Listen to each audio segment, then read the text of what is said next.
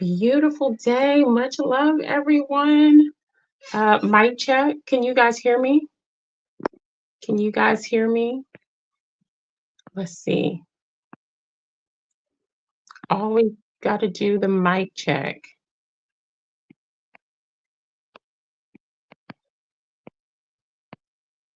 Can y'all hear me?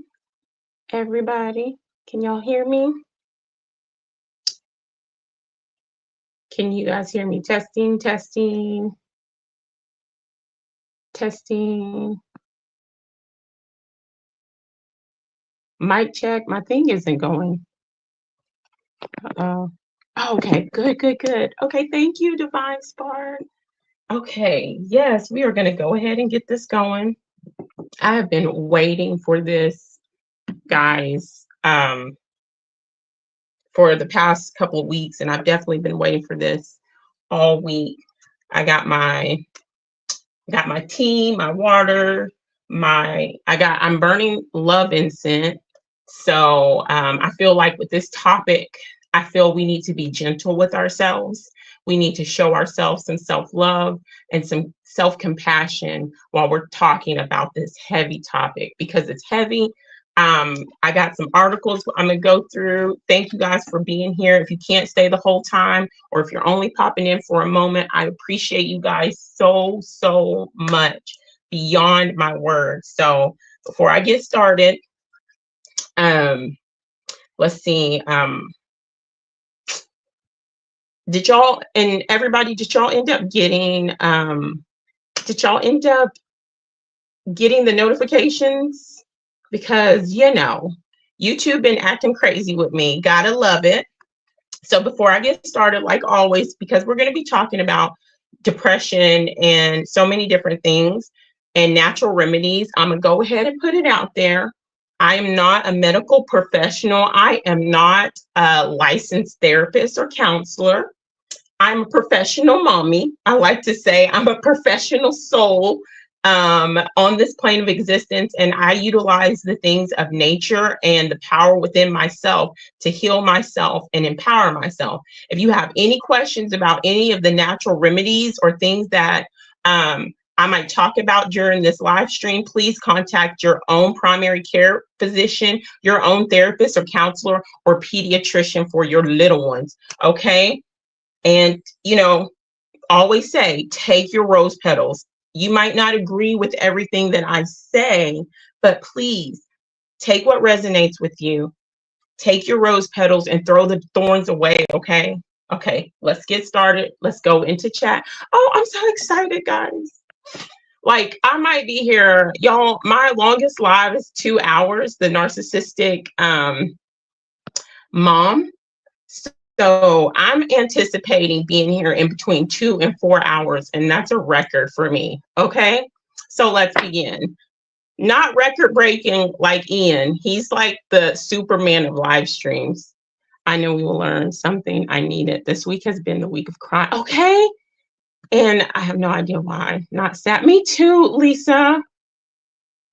Beautiful day, Greg. Thank you for being here. Hear your story. I have a difficult time. I do too. I do as well. I do as well. Oh, starting on time. Let's see. Beautiful day, making butterflies. Jocelyn, thank you for being here. I love you, sissy. Thank you so much, mamas. Heidi, beautiful day. So much love to you. Girl, you made coffee? Good to see you doing this topic, and so happy to be here to support you. And oh, thank you, mamas. Thank you, Heidi. Let's see. I've been traumatized. I think I go quiet sometimes when I'm down. Deep depression. Not sure why I'm crying. Me too. We're going to get into that, Lisa, because I've been crying a lot. You know, everybody's saying hi. Thank you, guys. Those that shared. Thank you, guys. Let's see. Can y'all hear me? Yes. Okay. And I'm trying to stay up. I mean, I'm not rushing myself. I'm trying to stay up on the comments, because I want everybody to know that everybody's comments mean something to me. Okay. Oh, Discog. Okay, and you, my word, that video, I had just so happened. I said I had the feeling that let me click on your profile. I was like, I don't know if she has a channel or not. And I clicked on it. I saw some videos, and that video that I shared in my community post was the first one I clicked on. And it was what my soul needed. It had me crying because I was questioning my self-worth. I was having such an episode. So I appreciate you. Vera, good job. Good job. I'm so happy to see you. I love you so much. Thank you so much for being here. Much love. Oh, Ian, We Are Awake TV. Thank you so much for being here. Thank you. Much love. Well, beautiful day, Jackie Fox. Much love to you. Thank you for being here. Welcome. Okay, there we go. We're all saying hello. We're all coming in here. I love when we all say hello and are sweet and kind to each other, welcoming. I know when I go to platforms and I say hi and everybody is like cricket, cricket, I feel out of place and it makes me uncomfortable and I want to leave.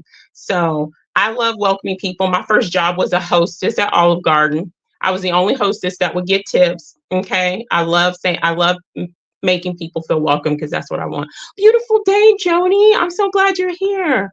Beautiful day that way. Hey, Brett. Okay, it's okay. Thank you for even stopping in for a second, Frosty. Thank you so much. And for always, sharing my stuff out and, hitting that bell and post it. I really appreciate it. Thank you. Let's see. Okay. Oh, no, not JJ. I am glowing. JJ, what an honor. I'm so happy you're here. If you're out driving, please be careful. My favorite storm always. What's up, Hurricane? Much love to you. Let's see. Suffered major depression for many years. Heal now. That's good. That's good. I can resonate with that. I think we all of us here have experienced some form of depression or somebody that we love or know, Let's see. This full moon energy got me wide. I've been up since 3 a.m. See, okay. You're not the only one, Lisa. You're not the only one. Divine here has been crying too. What's up, Capricorny? Beautiful day. I'm so glad to see you. Okay. Wow, I love everybody saying hi. I do. Let's see. Let's see. Much love, everybody. Okay. Let's see. Okay. I know so many beautiful spirits here, and the energy is just here. And after Mima, I was hoping you would be here. Oh my gosh, I love you so much, Mima Flowers. I want to know an update on how your grandson is doing and if he's conscious. I've been thinking about you since our last live. And actually, I even cried for you. Just let me know how he's doing. So much love to you, Mima. Let's see. Oh, you already know. Oh, I'll be saying, okay, listen. Okay. Oh, yay. Okay, girl, I understand. That's how I usually am. So in and out. Thank you for even just being in here. Okay. So what I'm going to say is, okay, yes. What I'm going to say is, okay. And I'm going to, my name, I'm going to say this one more time. I'm going to say this. My name is, this beautiful lady, warrior, queen, empress is actually the meaning of my birth-giving name. My first name is Mende. For anybody that's wondering, my first name is West African Mende, and it literally means beautiful lady. My middle name is German French, and it literally means warrior. And my last name is Mende, and Mandingo, and it literally means Queen Empress. And I step into that. So that's why my name looks like that. Okay, so before we get started, I want everybody to know that this is a very safe space. Okay, y'all know how I do. I don't tolerate any bullying.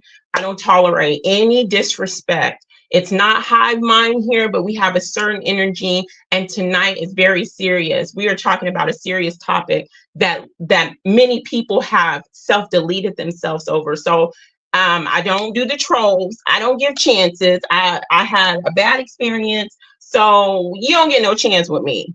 You show me who you are, and I'm gonna show you who I am, and it's gonna be delete, block, and you gone. If you disrespect me or anybody that may come on the platform, or if you disrespect anybody in the chat, I don't put up with that. We are grown people. We are here trying to have a productive conversation about our self-growth, about depression, and how we can better heal ourselves and grow within ourselves. I don't have time for play. I got 3 kids, and I do that 24/7. If you got a problem with that, if you don't want to hear me, if you don't want to hear me cry, if you don't want to hear anybody else cry and express their experiences as we come together, not playing the victim, but coming together, talking about our experiences to heal, then exit stage left. Okay, much love to you guys, and I don't take offense to that. That just means we're not on the same vibrational path, and we need to part ways. Okay, so much love to that.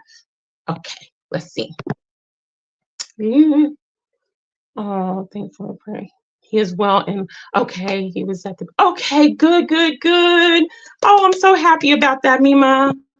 Oh, that just, oh gosh, that settles my heart.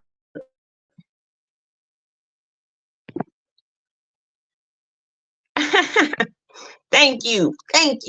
Where did Ian go? Okay, we are Wait TV. Okay, anyway, so we're gonna get started. No, ma'am. Sorry, that's my cat. That's my cat right there. Okay.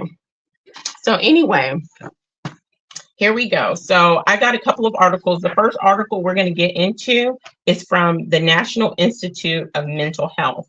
And it's titled, and everything that I'm going over, the articles and some other stuff, it's all in the description box. So there you go. If you want to, look further, okay? Depression. Oh, and if you have the link, if you have the link, you can click it at any time. If you don't want to click it, you don't have to, no pressure. I was going to go out and take a leap and try to put the link in the chat, but then I got nervous and I was like, So I was like, this is too important. So, but anyway, so if you have the link, you can click it at any time or not, no pressure. Got love for you guys. Okay. Let me catch up on this. I love you, Heidi. What's up, Dom? Much love to you. Thank you for being here. Yes, that feminine energy.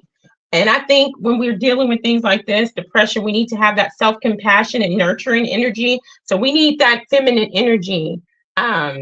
Okay. We need that feminine energy. Okay. And we all have masculine and feminine energies. And there are times the masculine energies, which men usually are dominant in, are that protective, move forward, action, forward moving, very logical, which I need that at times. Okay, very logical. And then that feminine energy is nurturing, is calming, it balances. So we need that here tonight. Okay, and big ups to our masculines. Okay, much respect. Let's see. Okay. Thank you, Ian. Thank you, guys. Okay. Here we go. Okay. Yay. Okay. Here we go. Okay. It's a full moon. Feminine energy would be ovulation. Okay. So, according to the National Institute of Mental Health, depression, also known as major depression, Major depressive disorder or clinical depression is a common but a serious mood disorder. It causes severe symptoms that affect how a person feels, thinks, and handles daily activities such as sleeping, eating, or working. To be diagnosed with depressions, the symptoms must be present for at least 2 weeks. For at least 2 weeks.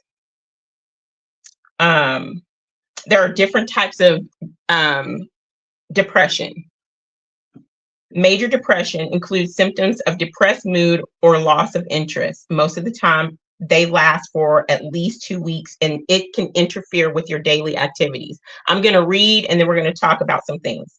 Persistent depressive disorder consists of less severe symptoms of depression that last much longer, usually for at least 2 years.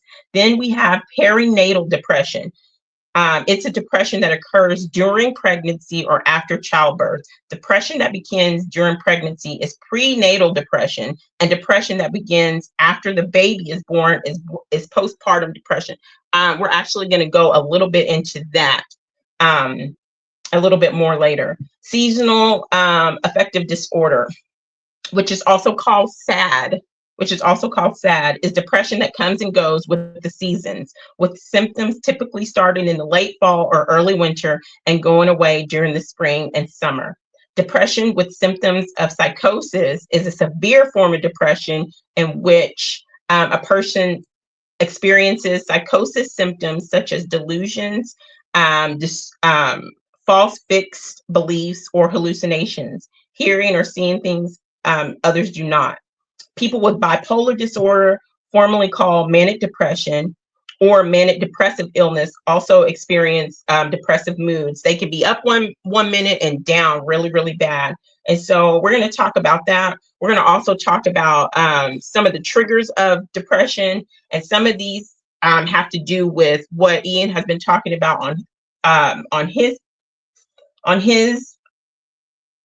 platform, and dealing with parasites and other such things. So let me go through the chat one more time. Oh, see, this is why I have to keep it up there, because I couldn't remember where we were. Okay, we were at Clump. That was the last one I saw. And welcome. Much love to you. Oh, good. Deworming is good. Much respect to you and welcome. Let's see. Okay. Let's see. Yes, it would. It would. And I think we need to talk about that more. Makes me sleepy. I have my my own depression tea that I'm drinking right now, and I wanted to put some passion flower and valerian root in there, but that made me sleepy. So I was like, no. Oh, you have it right now, Mima? You feel, where are you? Where are you, Mima Flowers? Yeah. A person in spiritual depression may feel disconnected from God or higher power, alongside a sense of deep sadness or lack of joy. It's like ghost. I shed like a snake every month and it stops the full moon. Oh wow, really? Mima, where are you at? Where are you located at? I'm on day 2, 5-day parasite cleanse. We did our cleanse about a week ago, and it's so funny when we do our cleanse, when my kids are getting ready to take their remedy, they call their parasites, they have a name like Jerry. They'll be like, bye Jerry. It's so funny. I'm so glad cleansing yourself is a necessity. So big ups, Greg, or big ups. Who said that? Lisa. Oh, beautiful day, admin. Thank you for being here. Oh, you're where Ian is. You're in Sacramento, California, Mima. Wow. Wow, that's cool. Mima, that's cool. That's cool. Okay, that's really neat. Indigo sky, exactly. The castor oil burps are the worst. I had that so much as a kid, and like when I gave my kids their castor oil, I put them in capsules, And so I was like, y'all don't even have to take what I used to have to take, like by the tablespoon. So they just swallow the pill. So they got it easy, not like when I was little. Beautiful day, Mary. How are you? How is the weather? How is the snow? And I know you finally got some help. I'm glad for that. Let me know how you and your kiddos are doing. And so I thought we were all bots in the computer. Okay, here we go. So let's see. Who gets depression? Who gets depression and who, okay, let me see, because Sam Hill will stop at JJ so I can remember where I am. Women are diagnosed with depression more often than men, but depression can affect all ages, races, ethnics, and genders. But men can also be depressed because men may be less likely to recognize, talk about it, and seek help for their feelings or emotional problems. They are at a greater risk for their depression symptoms being undiagnosed and untreated. And we went into a little bit more detail on the Men's Mental Health Matters live I did a few months back. That's also in the description box.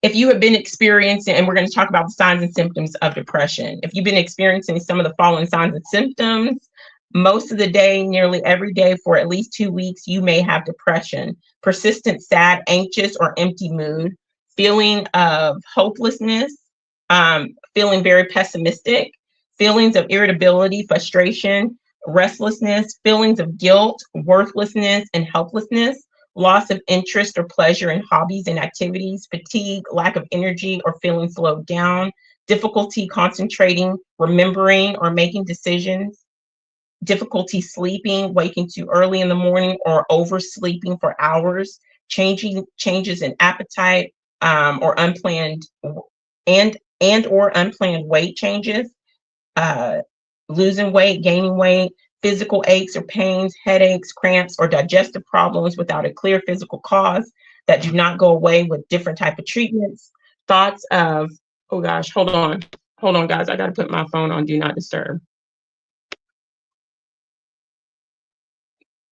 I got to put my phone on do not disturb, guys. Hold on just a second.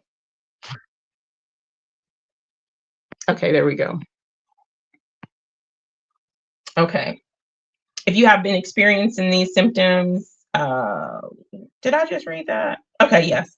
Physical aches, thoughts of death or self-deletion attempts. Not everyone who is depressed experiences all these symptoms. Some people experience only a few symptoms while others experience many. Symptoms associated with depression interfere with day-to-day functioning and causes significant distress for the person experiencing them. Let's see, depression can also involve other changes in mood or behavior that include increased anger or irritability. We already said feeling restless, becoming withdrawn or detached, increased engagement in high-risk activities, but that's also linked to parasite infection. We'll get more into that too.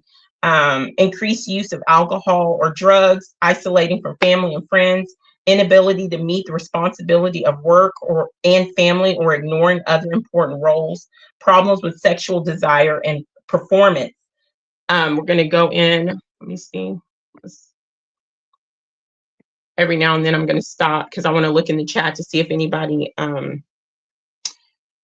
has anything, is saying anything. Okay, good. Let's see.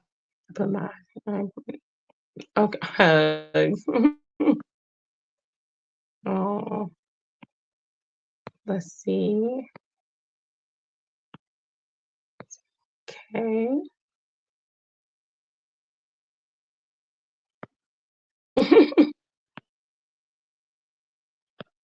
Upper or lower brain. I don't know. Oh, girl, you don't have to excuse yourself because I'm gonna cry. Okay, that's what I said. If y'all don't want to hear me cry, please leave. I know y'all are like, Sunkiss, you always crying. Oh, well, that means I'm cleansing myself from the inside out, as Elizabeth says. Oh, Men also get support. Exactly. Not easy. And Greg, if you look in the description, I think you might benefit from that Men's Mental Health Matters that I did back in June. Although I got some slide comments from probably crazy women. I had to delete some comments. I did delete them because I didn't want them on there that was talking about men don't matter. We don't give a care about men's mental health. I was like, this is exactly my point.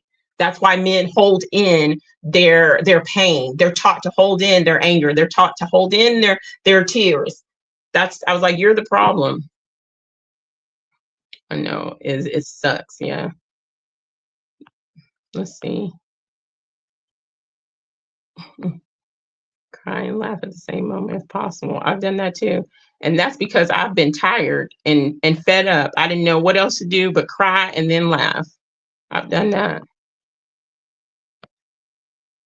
Let's see. Sleep a lot. Let's see.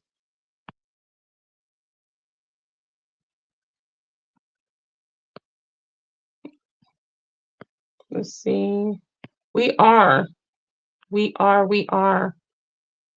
Yes, that's actually one of the herbs that I have listed. Oh, what's up, Level Plains Productions? Good to be. I'm glad that you're here. Depression sucks for how. Yes. Oh, wow. Well, I'm glad you're here. I'm glad you're here. So, I've never done a paraclimb. You might need to. That will do you some good. I think everybody, even if you just do it once a year, you can benefit from a parasite cleanse. And I think you should do that.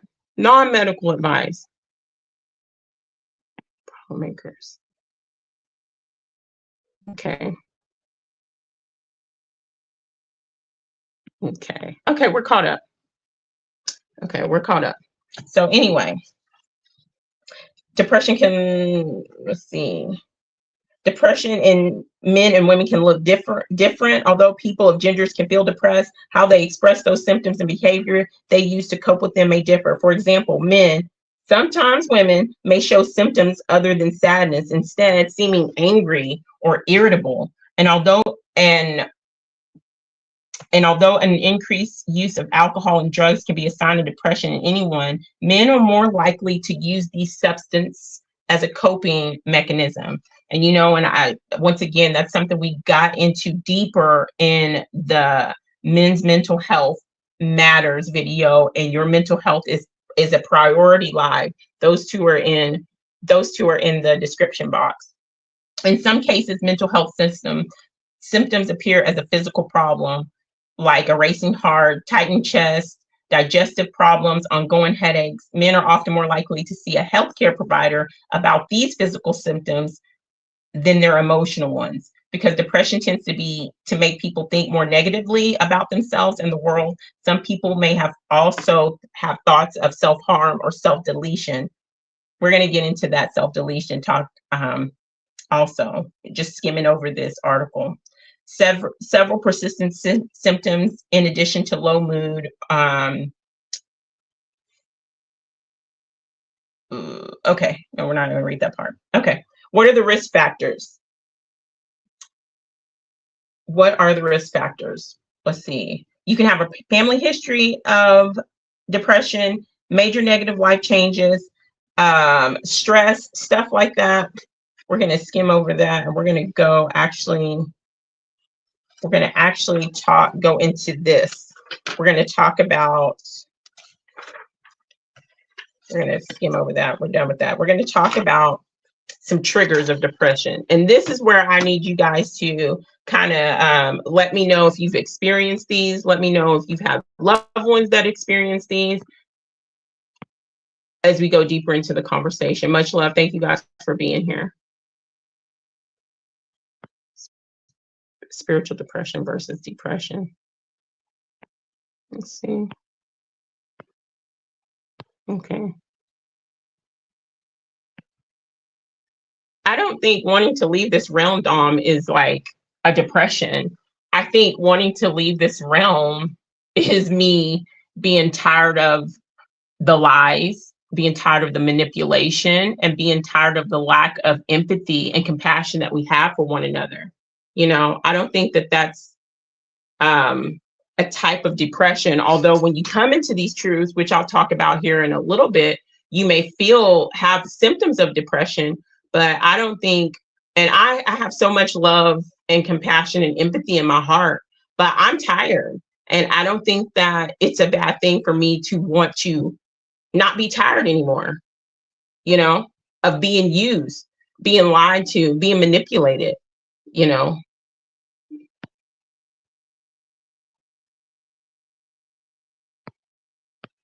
Okay, let's see. Farah, let's see. Okay, great. So, yeah, I don't. Okay, thanks for stopping in, Dom. You be well. Take it easy. Okay, so yeah, I'm tired, and I'm not saying that I want to harm myself. I'm not saying I want to self-delete, but I'm gonna say a comment like that. You know, I am tired. I'm tired of looking out over the world at people who don't give a damn. I'm tired of countries that don't give a damn. I'm tired of children being abused. I'm tired of people manipulating my heart and my love, and using it against me. I am tired. And yeah, so I'm tired. Hell, I'm tired. I'm sick and tired of being sick and tired of being sick and tired of this realm. And this realm causes states of depression.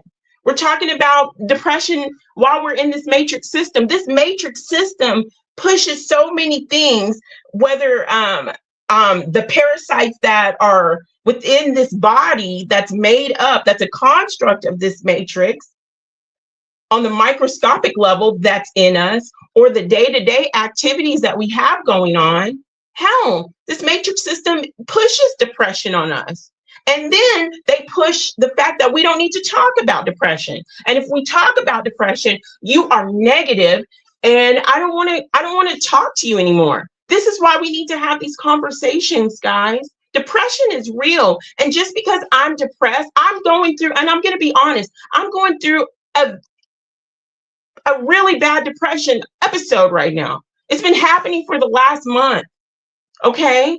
But that doesn't make me a less spiritual person. That doesn't make me a less loving person. That doesn't make you a less loving person. Okay. Being tired of people's bullshit doesn't make you any less loving, you know. Sorry, guys. This is why we need to have this conversation. This is why I'm having this conversation here.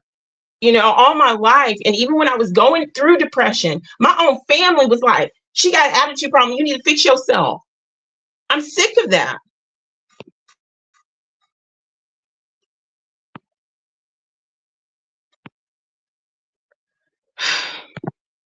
Sorry, guys. Someone else's idea, copycat, not only me.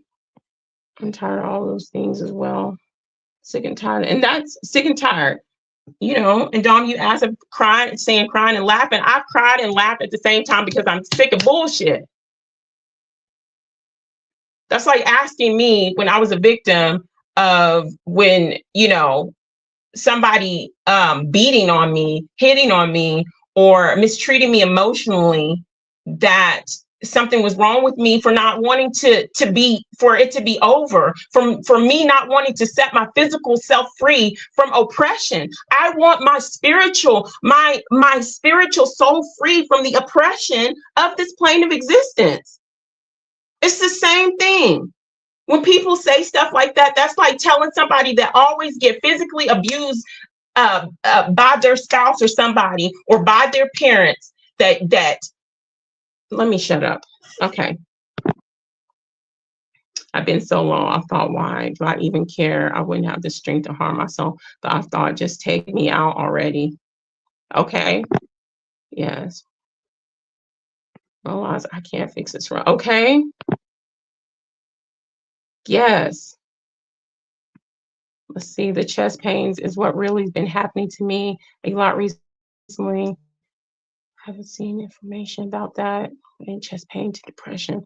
I thought it was because I just took a, oh, no. Okay. Gosh. Sorry, guys. Maybe you'll get some, maybe we'll have some answers here for you to level plane. It's hard to pull myself together each day. Okay. You know, I had such a bad day the other day, and I can't just lay in the bed. I can't, for me in my situation. And I don't think I have severe depression, but something happened. Well, anyway, we'll talk about that as we go on. I'm gonna talk about that. I'm tired of people making me feel bad about how I feel, or telling me how I need to feel, or that I'm not a good person because of the way I feel, or I'm not a good person because I hurt and I choose to distance myself from people, or I'm not a good person or a good soul or a strong spirit because I'm fucking tired of this place. Okay. Plaintiffs are always turn into someone opposite, just my opinion. Sorry about the F-bomb. I know you are facts. Okay. My identity, trying to help others. I've lost my identity, Heidi. That's why I posted that thing in the community, trying to help others and forget about myself, forget about my own depressive state. Me forgetting about my own depressive state almost caused me to self-delete, but it was my 3 children that kept me hanging on. People say things and people look at things and situations because they've never experienced them, or they don't know loved ones that have experienced them. Okay? My journey is my journey, and I feel the way I feel. I don't expect anybody to truly understand, but let me be. Condemn others to do. Okay. You going to, okay. People just accept what they are given and accept others to, okay, when it's not right for them. Exactly. I tell my family I must take care of myself first to continue. Exactly. Thank you, Ian. I can't help anyone. I can only give them the information to help themselves. Exactly that way. And then I back off on the front. Exactly. That's all you can do. That's it. A boom. Forget my poor sound effects. I love to, and I do. But we got to learn how not to let it drain you or let people take advantage of you, because people will take advantage of you in that given state. Let's see. Okay. Oh, I love you, Jocelyn. Sorry with the F-bomb.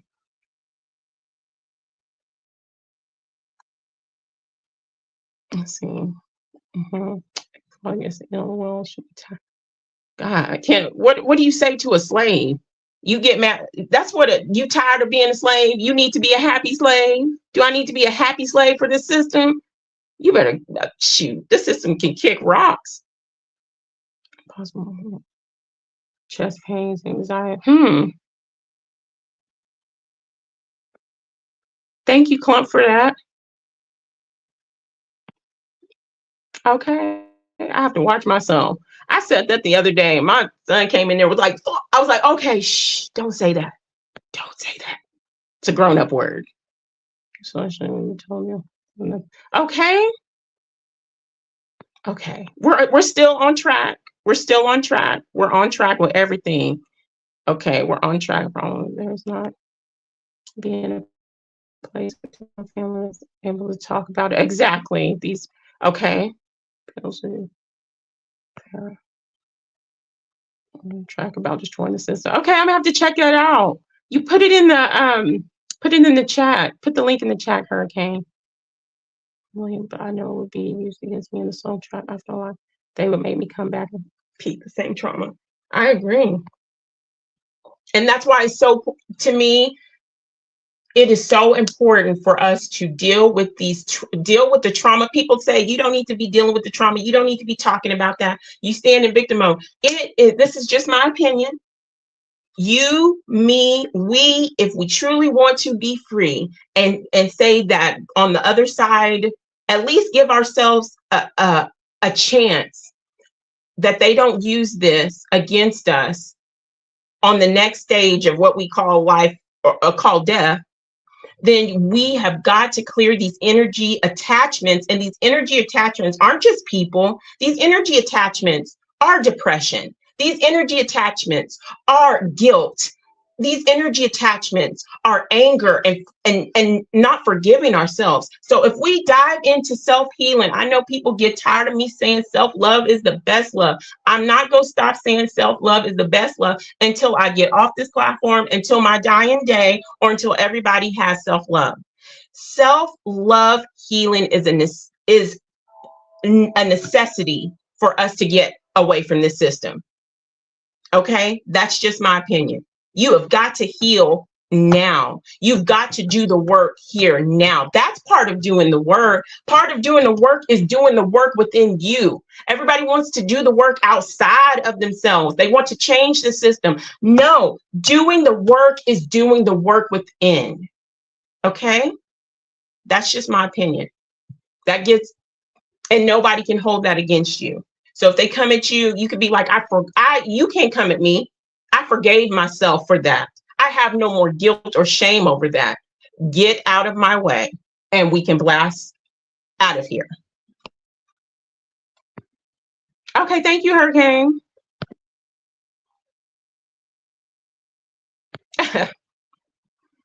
Mary, I be trying to have a resting bee face. It never works. I be trying to have a resting bee face. Maybe you can help me with that. Let's see. There's always more than one way to take something. No way. It's okay. Okay. Okay. I will cry while I beat that. Okay. Don't take my tears for a weakness. Do not take my sensitivity for a weakness. Okay. Please. A prisoner's first objective is escape. Boom. I have no bombs, but boom.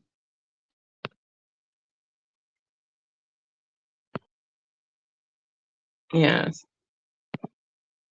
Divine. Girl, I go scream in the field. I'm very fortunate to be out in the middle of, in the country, and nobody's here. And so I go scream in the field. The only thing that gets disturbed, the deers will run away, my dog goes away, and birds will fly away. But I feel you, girl.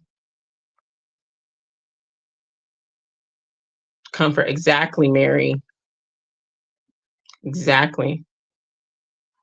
What's up, Heather? Much love to you. Okay. Exactly.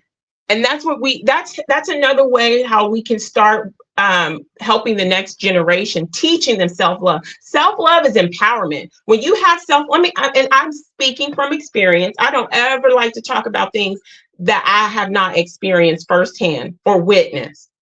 But when I had no self-love, and when I was running around people pleasing, chasing love, accepting breadcrumbs, and not knowing my self-worth and self-value, I was so disempowered. I was at the point where I was so disempowered. I let people talk to me crazy. I let people use me. I let a man put his hands on me. I let a man talk crazy to me. I was so disempowered. But let me tell you, when I started building that self-love up, I said, no more, honey. I know I'm worth something. I might not be worth something to you, but I'm worth something to me. Self-love has empowered me. Okay, self-love is vital. So exactly. Child, I'm sorry if I'm going off. No, I'm not sorry. You either hate me or you love me. There's no in between. And I don't put on a front. I don't put on a mask for nobody. This sun kiss here is the sun kiss that has been since 1984. Okay. Girl, okay. When you so hurt and mad, you don't know what to do, the tears fall down your face. You're not even trying to cry. We're not able to even reach each other on a human level. Actually see them for me. I feel you. I feel you. I feel you. Whew, child. The world tried to tell us how to feel. The world tried to tell us how to think. The world's construct try to tell us how to be. And we come into these communities on these platforms, and you have so-called people within the truth trying to do the same damn thing, trying to shackle you again. Get out of here. That's why I don't go many places on YouTube. My job, I'm so ready to be living in a location I can fully. Okay. Much love to you, Heather. Oh, you saw that. I was gonna put a picture up the other day. I took matter of fact, last night I took trash out, and about 20 yards in front of me, there was like 4 white-tailed deer. And then they looked at me, I looked at them, and I was like, y'all are so beautiful. I love you. And we just stared at each other. And then my dog Rusty came and they took off running. But I see deer out here all the time. Armadillo, it's beautiful. Sometimes I go to the water. Sometimes I scream in the field. The majority of the time, I channel my anger to my lips. Exact. I love it. We all have our ways. We all have our way. And then I clean. Sometimes I get so mad I clean like crazy. My kids be like, oh gosh, here's mom. Here we go. Okay, guys, here we go. We're gonna get back to this. Oh God, I'm not caught up. I thought I was caught up. Okay. There we go. Strength to keep me doing. That's right, Jocelyn. Say you will either love me or love. Okay. Either way, I win. Okay. You either hate me or love me. I'm not changing me, for anybody. Okay. I do this for me. So, yeah. See.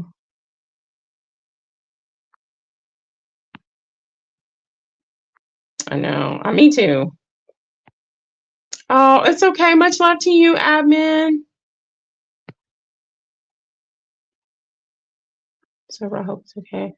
I was outside for a moment trying to share some love, empowerment too. Good job. Okay.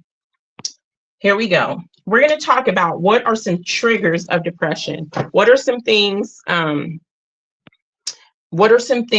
that trigger depression or cause depression trigger? Hold on, guys. I got to take a drink of my tea. Give me just a moment.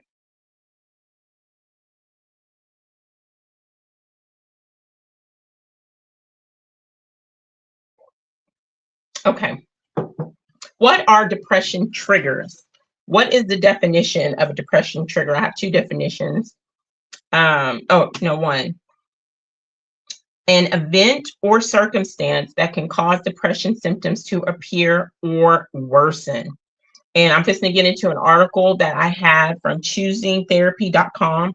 Oh, I don't know if I put that. I don't know if I put that in the description. If not, I'll go back and do it.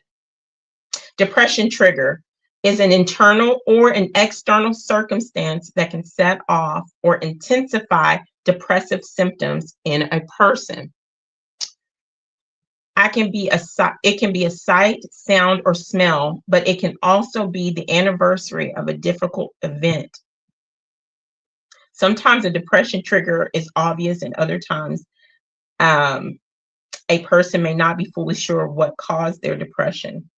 And I'm going to tell you guys this. Earlier this week, like I said, for the past month, I've been in and out of my depressive state episode, whatever you want to call it. I don't think I have severe depression, but especially this time of year. And most of y'all know this. Just briefly saying, I lost my sister. It'll be 23 years on December 5th. I've learned to live with it. That was my closest sister. I have good years, I have bad years. I'm not saying I lay in the bed all the time, but sometimes I'll go months and just have happy memories and I don't shed a tear. But the past couple of years have been hard for various reasons. And when I go through things in my life, I tend to think about her because I shared so much with her, and she was always like a support for me. So I took my kids to the library, already tender, already been crying almost every night, already whatever. And I'm feeling good that day. We go to the library and we check out the books, and she goes, this is where that depression internal trigger comes in. She goes, these books are going to be due back December 5th. And I just stand there and look at her, and my eyes fill up with tears. And I'm like, what the hell? It's not like I've never, since the time of me losing my sister and aunt, have never had a bill due on this day. Have never, but today, when she said December 5th, I got in the car and I just bawled. You know, the kids were like, it's okay, it's okay. So that's a trigger. And internal triggers, anything within a person's body that changes the internal emotional or physical state is an internal trigger.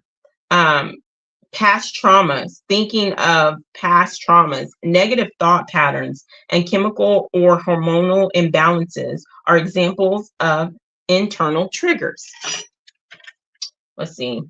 External triggers, anything outside a person and their control, i.e. a stressful life event, losing somebody, getting into an accident, having someone you love diagnosed with something, substance abuse, chronic illnesses, and difficult interperson relationships.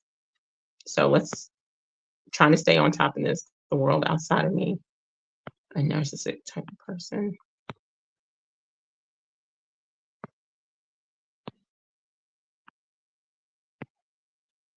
I love the hell of your Instagram post. It's been a while since I posted. It inspires me to share my light. Beautiful. Creepy dudes. Let me tell you about creepy dudes. I will never, ever do the vertical live again. Like 45 seconds into doing the vertical live, it was disgusting. That's all I'm going to say. I don't care. So many people came in there, but most of them were disgusting and saying they were doing disgusting things while they were watching that video. While they were watching the video, I talk about creepy, disgusting dudes. I will never do vertical live ever, ever again. It's interesting because when I get low, it comes in waves. Yes, me too. Me too. Me too.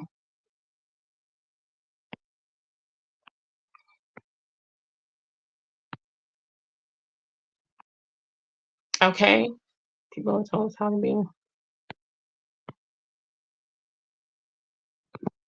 Telling you the truth. So much. Oh, thank you so much, guys. Thank you, Heather. Thank you, guys. Exactly. Wow. Oh, Lisa.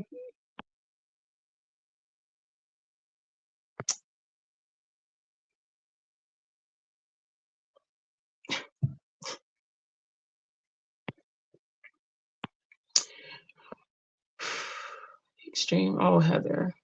Situation like that myself feels so personal. The medical system. That's great. You have to know. Okay. Trauma starting agents operated by the parent. Okay. Coming up in my space. Okay. Okay. Okay. No more drama. No, no, no. Gosh. Yes. Yes. Let's see. Oh, Orphan Annie, beautiful day. Much love to you. I'm so glad you're here. Yes. Intervention. They never wanted to do it. Sorry, gaslight me instead. Now they all ran with this notion. I'm just this, okay. Catalyst of my making. Oh, level playing. I feel you and understand you in so many ways. Exactly. No creeps here.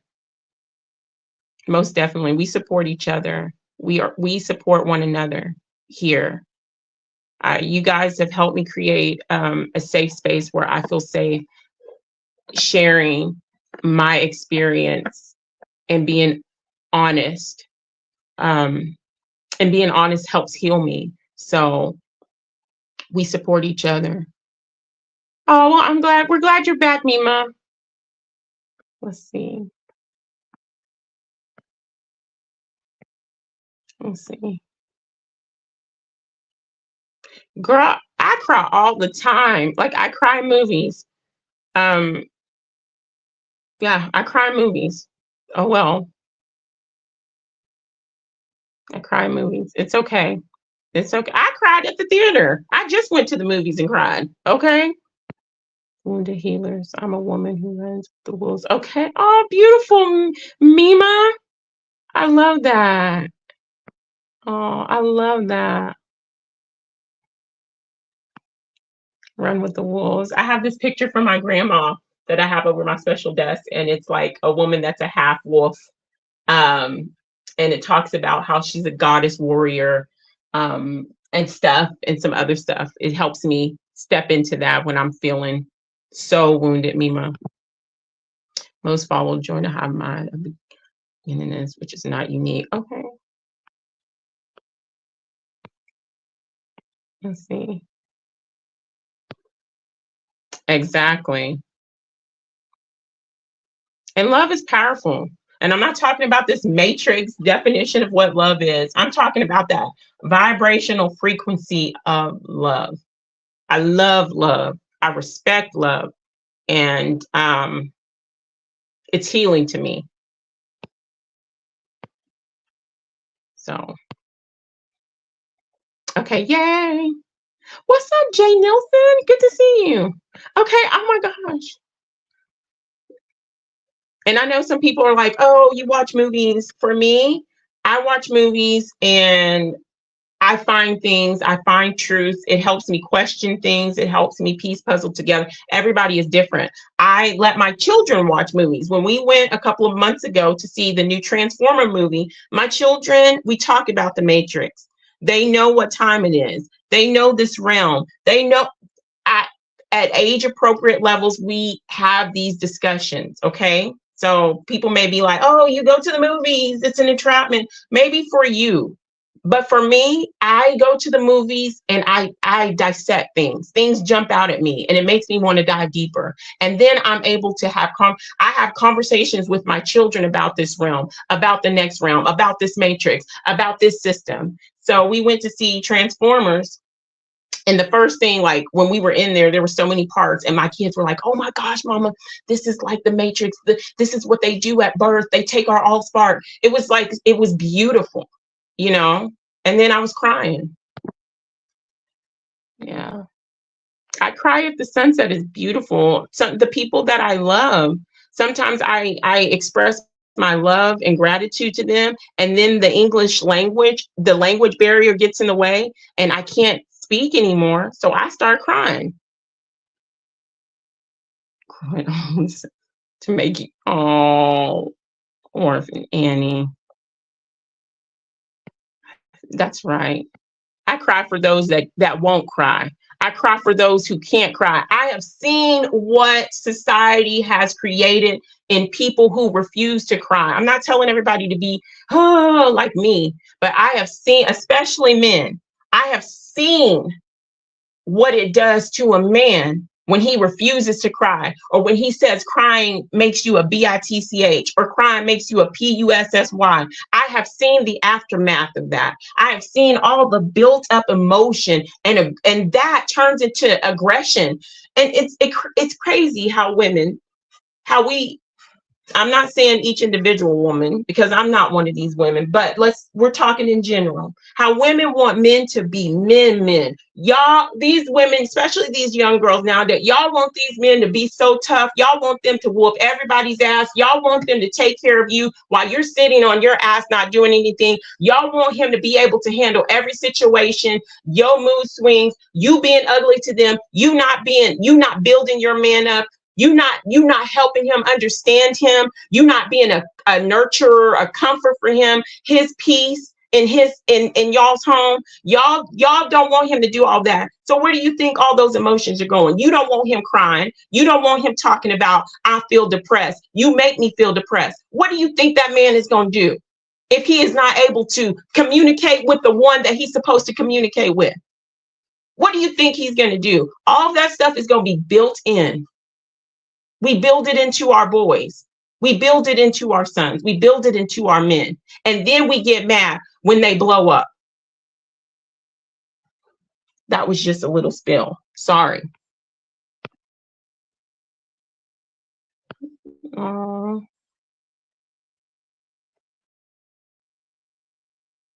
oh, that's so true. So amazing. That's right, Orphan Annie. I feel so, gosh, I almost didn't do this. I can't watch movies because it's too intense, but I love when people share the plot with me. Heather, I will share the plot and the tears with you, girl. Love and action. Lisa, I love that. Watching movies help me, make me, and you know what? And then when my kids watch like Superman or Wonder Woman, I don't tell them you can be like, I don't ever tell them to search for a hero. I tell them you are the hero. The same thing Wonder Woman got, I got. The same thing Supergirl got, you got. The same thing Superman got, you got. Do not think, don't search for a hero. Be your own. So we watch movies like that, and it's great, and it's also an opportunity to go deep with my babies. People me down. The youth is BS. The younger bro. Exactly. I see. And what's the problem with the youth? Who raising the youth? Okay, let's see. Okay, thank you. We have a problem with the youth, but we're not talking about the people that raise the youth. Okay. When I need a break from the heavy topics, but I'm still learning about the systems and relaxing watching the show. Me too. After all this, I'm gonna take me a bubble bath and I'm gonna watch a movie. Okay. I might cry. I might it depends on how I feel if I'm gonna watch one of them type of movies. I love you guys. You guys are so beautiful, and I love the way that y'all are going back and forth. Okay. I'm gonna stop right here for a minute, and we're gonna talk about 18 common triggers for depression. Stress, substance use. That substance abuse and the use of outside substances like drugs, like alcohol, lead to disordered thought and an inability to manage emotional distress. When a person misuses substances, they will likely feel guilt and shame, which can result in social withdrawal and isolation, increasing the probability of a depressive episode. Let me see. We learn about love with others. We learn to love ourselves more. Our love story of us is never ending. I love that, Heidi. Energy and motion. Why be a robot? Oh, this Buddha character and others turn them. Okay. I appreciate this community that I found through you all. I'm learning how to be a part of something beautiful and trust again. I'm trying to trust myself, Heidi. I'm really trying to trust again. I have trust issues. I have major trust issues. So being a part of Ian's community and then having that extend over here is really helping me. But it's like baby steps with me, because the closest people in my life, almost everybody has betrayed my trust. So I feel you on that.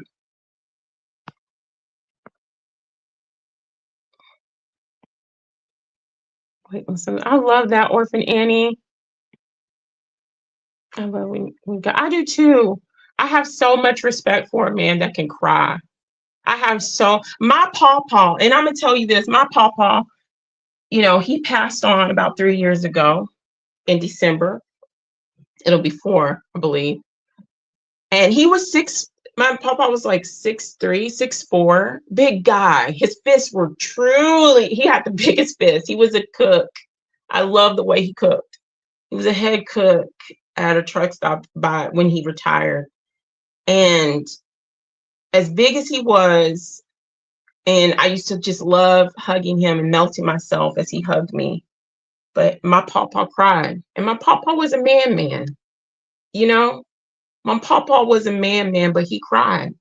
If something hurt him, if somebody, you know what I'm saying? I respect a man that can tap into his energies. I respect a man that can tap into his divine masculine energy. And I respect a man that can tap into that feminine energy and still say, I'm a man. That's a man to me. That is a man. So anyway.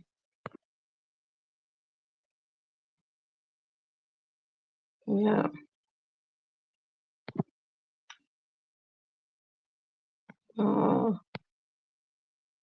Exactly. Other, they do harass. They do harass. I've seen that firsthand. Men harassing other men.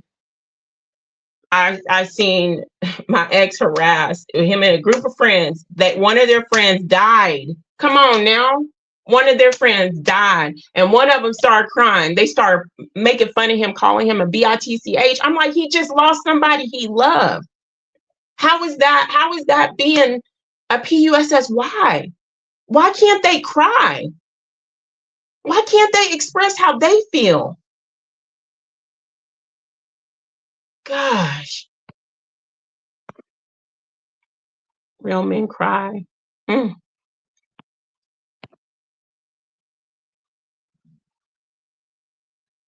To hold it in, and then boom, it all came out. First times it seems. Oh, man. Once every quarter, okay. You'll have to check out that Men's Mental Health Matters video, and in that video, I link a song called "Cry." And it's by this dude named Life Jennings. And it's such a beautiful song about crying. And crying is like taking your soul to the laundromat. And he's a man. He seems like he's a man. And he's like, the way he sings it. Oh my gosh. We need to allow our boys. We need to allow our men.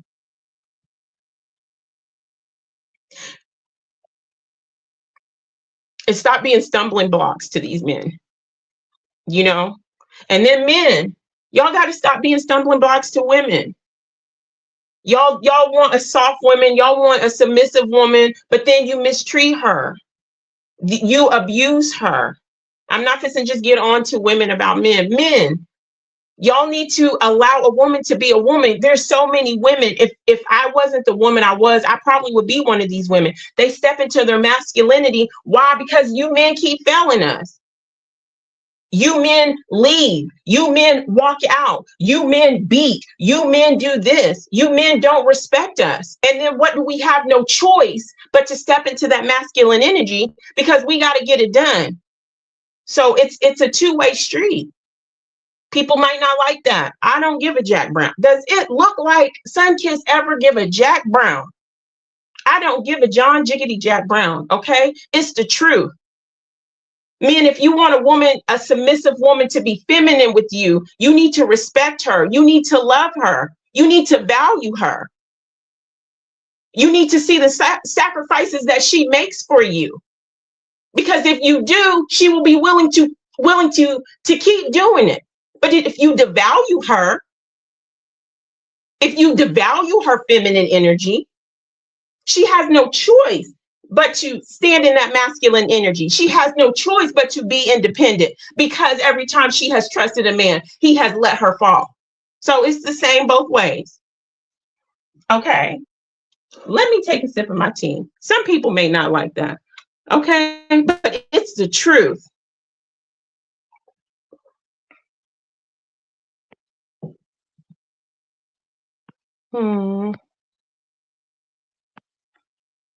Taught my son to cry. Okay.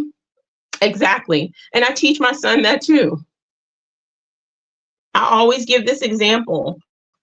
Would it be fair of me when we have our pets that are here? I have 2 daughters and my son is my baby. Would it be fair that when we lose, because we're going to lose these pets are going to pass away. So is it fair that I tell my daughters that they can cry for their dog Rusty or for their cat Calypso? And I look my son in the face and tell him he better suck it up? Or I'm going to punch you in the chest? Because I've heard that before. You better suck. I've heard people tell boys that. And you better suck that up or I'm going to punch you in your chest. What? He at a funeral. So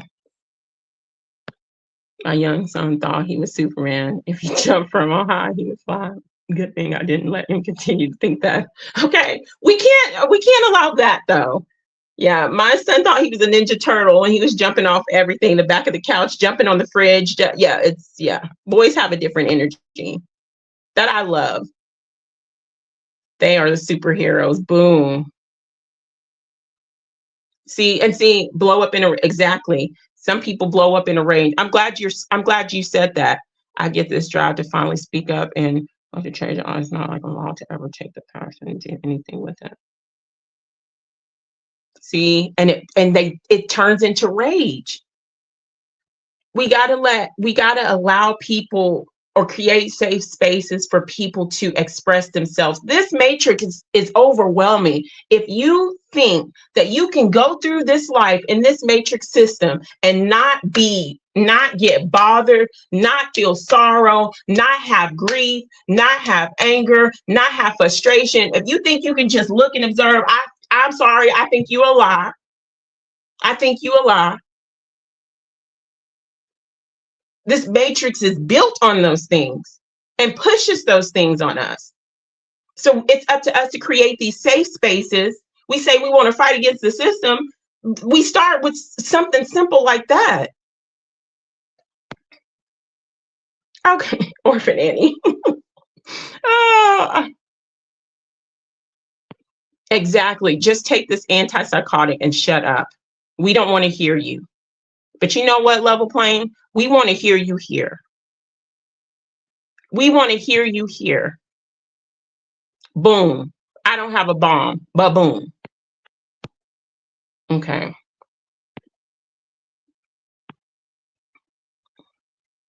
It is hard to heal alone. And there's some people that have to. I'm so fortunate. We are so fortunate to come together and have these conversations.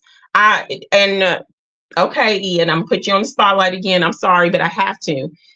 Ian has created such a beautiful platform, and we connect and meet, and we join in different spots and connect, and it's because we're allowed. He's given us a space to be ourselves, to ask questions and not look ridiculous, to talk about topics that the world don't let us talk about. If I'm crying or getting crunk on a panel, I for a good reason, not acting crazy. But if something happened, I've gotten so crunk on Ian's platform, and I've had to apologize, but he's like, it's okay. But he allowed me that space to feel that emotion because it was justified. We have to create these spaces for ourselves because the world is not going to create it for you.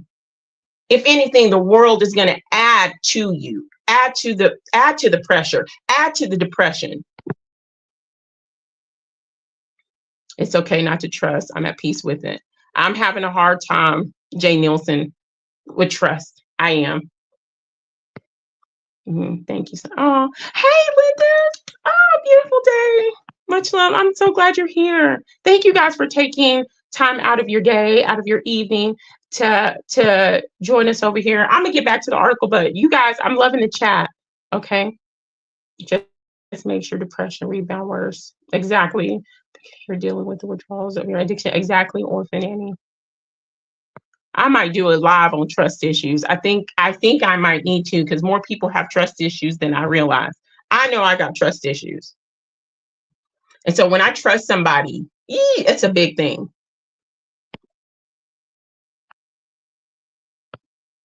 Good, beautiful day. Oh, what's up, Phoenix Protocol? Much love. Much love. Beautiful day. Girl, you know my trust. Okay, I think we walk in the same path of trust issues. I still stand in trusting what I see and feel. Exact. But one thing I don't have a trust issue with is trusting that inner knowing. Is trusting that inner knowing. Trusting that inner, whatever you want to call it. I don't want to put labels on it because people be like, it's the gut instinct. It's not that inner knowing, that energy you feel when something is not right or something is right. That's one issue I'm having a better relationship with trusting, is my inner knowing. And I trust myself when it comes to people, places, and situations like that. If myself is telling me this person is off, I don't give a care how sweet, how calm, how lovely, how wonderful everybody else thinks this person is. There's something, and when I try to fight myself, And my outlet for that, I do tarot, and my intuition and inner knowing just pushes out in the card. So I trust myself above all that stuff. So yes, absolutely. Trying to save the world became a reason for a person's mental health. Why not support me instead of shutting me up? Exactly. We start saving the world by helping each other. I agree with that mental plane or level plane. Let's see. Thank you guys for stopping in, even if it's just for a second. Your energy is precious, and I respect that, and I understand that it is so valuable, and I'm honored that you would take, even if it's 5 seconds, stopping in to say hi, stopping in to listen. So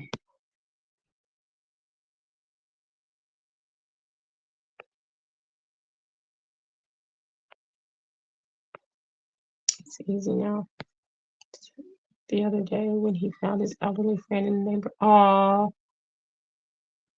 and I'm glad he felt comfortable. You were a safe space for him to be able to do that. I do too. Yes.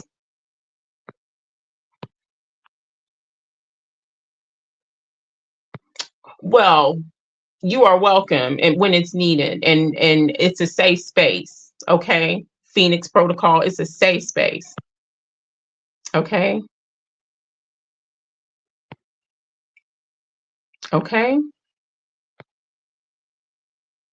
Um, I'm sorry about that. Oh, big hugs. I'm so sorry about that. Uh, exactly. It should be balanced. Okay. I'm gonna read some of these, and then we'll get back to comments in just a minute. Let me take a sip of this tea. Mm, I'm not even partway done. Oh my gosh, I know. Okay, lack of sleep. When we lose sleep, our ability to manage our thoughts and emotions decreases, leading to distorted thoughts and social withdrawal, all which can trigger depression. Number 4, grief and loss. And for those that are just coming in, we're talking about depression, and we're on what are some triggers that can cause depression. So number 5, dwelling on negative feelings that can bring about an onset of depression. An unhealthy lifestyle, poor sleep, no movement, no exercise, want to eat everything artificial in the book, and not practicing really self-care, which is self-love. Medication changes can trigger your depression episode.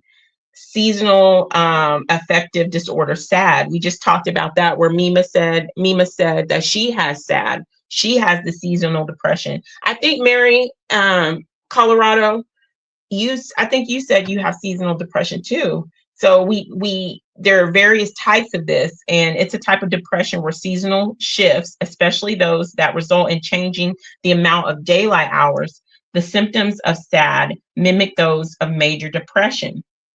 Then we have like trauma anniversaries.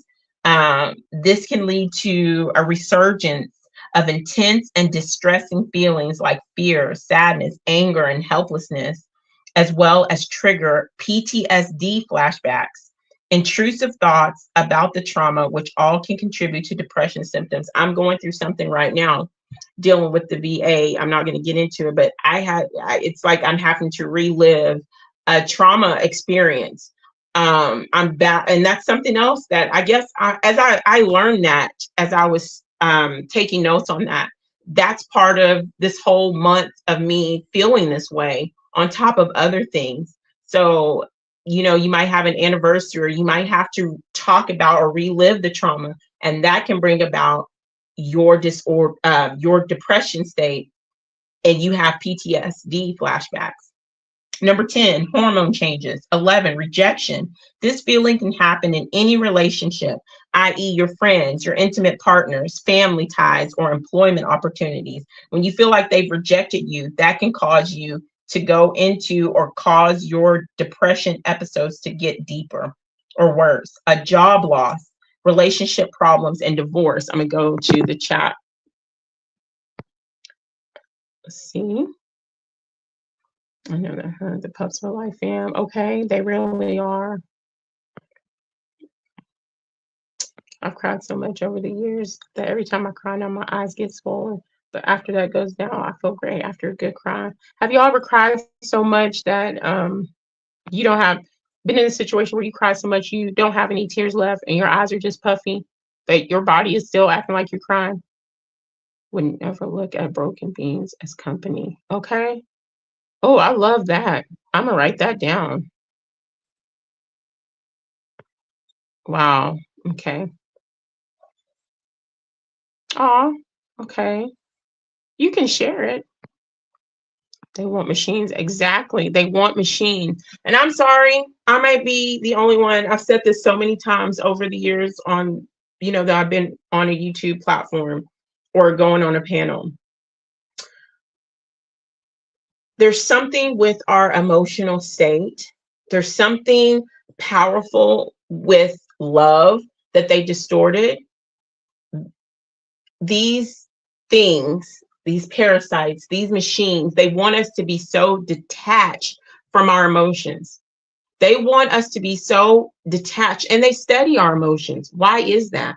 Why do you want us to be robotic? Why do you want us to not feel? Because feeling involves you also feeling that knowing within you. Think about that. There's more to feelings. People are like, oh, you're all in your feelers, or the feelings are part of the matrix. Okay, I'm telling you, when you have that inner knowing, that's a feeling. That inner knowing, that part of you. I like how, Ian, how do you say it? When you were talking about stepping outside of your higher self, because your higher self, whatever, but the you, that trusting the you now, that inner knowing is that you now. That made sense in my head. Y'all know what I'm saying, hopefully. I love you, Heidi. I know. Oh, that just made me giggle. And tears, and our love is its fuel.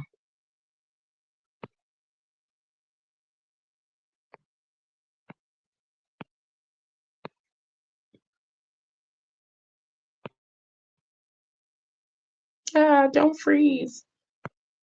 Please don't freeze. Please don't freeze. Okay. That's why I didn't even attempt to turn the camera on, because my last live, the audio, the one I did for veterans on Veterans Day and gave my little whatever, the audio was bad because I turned the camera on. So it really is. Boom. Don't you? That's beautiful. And that's a sign right there of, not that, we lead ourselves, but that's a sign of a humble leader. That's somebody I'm willing to stand by, is somebody that honors and respects the soul beings and shows you and tells you, and then encourages you. Those are the platforms I need to be a part of, which I'm not part of a lot of platforms. So yes, New Agers, the worst gaslighters, when they say, like, Aaron, there are no, okay, I cannot, boom, boom, fireworks, Greg. I cannot stand that. That's disgusting to me. That has to be one of the most disgusting things that I've ever heard anybody say, is when somebody says, you choose to be a victim. There are no victims here. Who would choose? And I'm saying, I say this to people who say that. I don't know if they are so disconnected with their emotions. That's another thing. For you to say that, you have to be so disconnected with your emotions, which means a lot of things to me. I'm like, have you ever held a 5-week-old baby that has bruised ribs because their mother, the one that's supposed to be nurturing them, threw them? And I'm working at a daycare, and that happened. I'm a young girl, and they're telling us how we have to take care of this 5-6 week old baby because now she's in CPS and she's not with the baby. You telling me that baby that can't barely lift their heads, that can't do their bathroom functions, that all they can do is cry, ask for that? Mm-mm. Nope. And I don't care who says anything otherwise.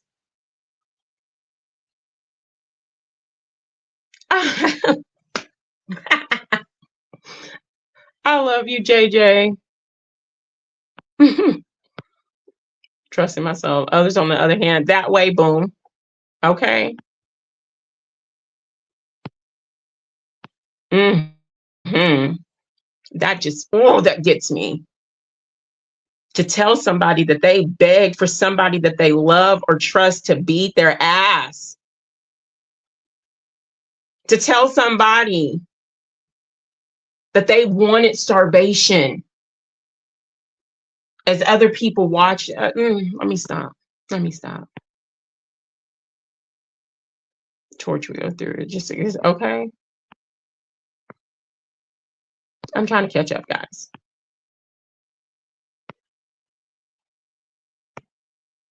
I'm trying to catch up. I trust a true being is not their slave. Therefore, a woman's vow to be with me. Okay. I spend every moment with myself. Sometimes I get on my nerves. I'm working and I have to tell myself, take it easy on that's something that I've been thinking about a lot this week. Divine is self-compassion. I've been so hard on myself the past month. That's why when Discog, when I clicked on that and I shared that video and it had those stones and it was like, you're worthy. Yeah, I broke down and cried because I was struggling with my worth.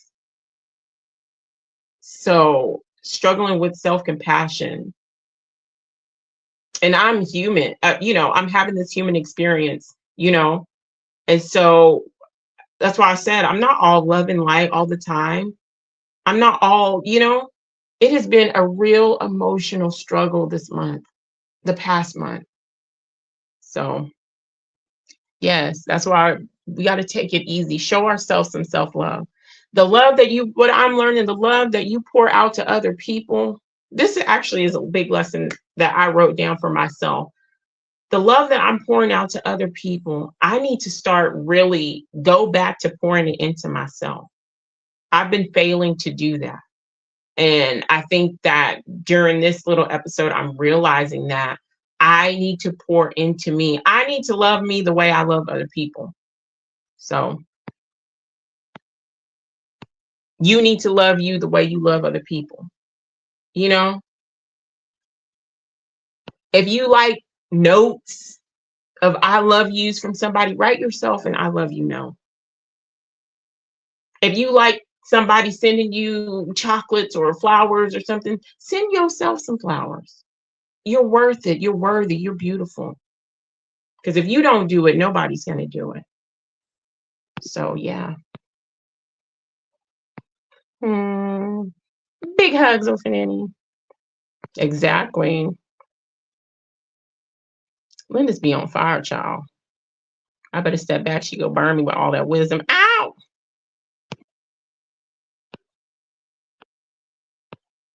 That's right, Annie. Oh. Okay, yeah, okay. I couldn't remember. Yours is summer. I knew you said that. Yeah.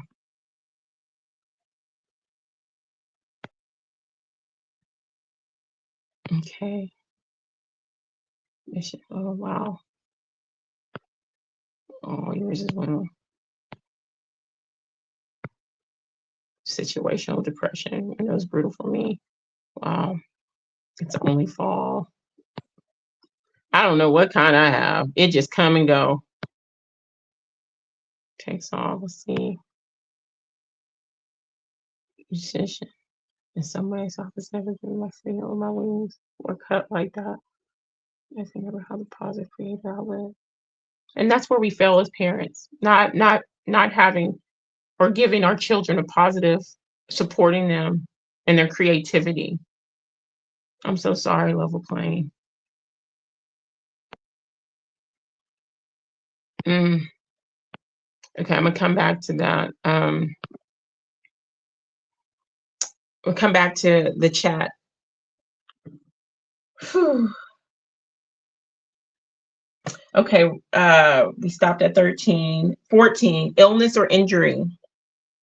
Chronic illness like cancer, birth, having a baby. People think that, and I'm going to ask, please, guys, I think I've asked maybe a few times, maybe in the beginning, about liking the video. Because for me, when you like a video, you are leaving your energetic like fingerprint with the content creator. And so you got to make sure that you are, on the same path or vibing right with the content creator. Don't just press like just because you like them or whatever. If you're getting something from this, please, guys, make sure y'all hit the like button. YouTube has not been, I'm really proud of the lives and some of the lives and stuff, but there's some people that have been, like we all go through this, have been unsubscribed from me because of YouTube, and then my views are changing. Not that that matters, but I really want to try to reach out to more places. So, and then guys, okay, no, I'll tell you guys in a minute, not the time. But anyway, people, number 15, birth. People think that, oh, we're having a baby. It's a beautiful thing. Don't get me wrong. I have 3 beautiful children. I love them so much. And I cried every time, I gave birth, and there are people who have told me that I'm evil and the epitome of wickedness for bringing life here. I'm not talking to you, you're on your path. I know why I have my children. And I cried because the love that I felt in that moment, I never, no person on this earth can match the way I love my children. There's something about it. And I cried because I was grateful. And then with my last born, maybe it was because of all the other stuff that was going on, but I kind of got what you call the baby blues, and I was depressed. I was depressed. And so sometimes it's not always glory. And then I had a C-section. So you're in pain. And then if you have a partner that don't help you after a C-section, or you're doing 3 kids and you have a C-section, that's painful as heck. And so it brought me down some, not having my children, but just the situation. So sometimes the giving birth can take a toll and cause a depressive episode. Number 16, an empty nest. When your children get ready to leave, I'm preparing myself. Even though my youngest is 4, I know one day they won't be here and I'm gonna be by myself.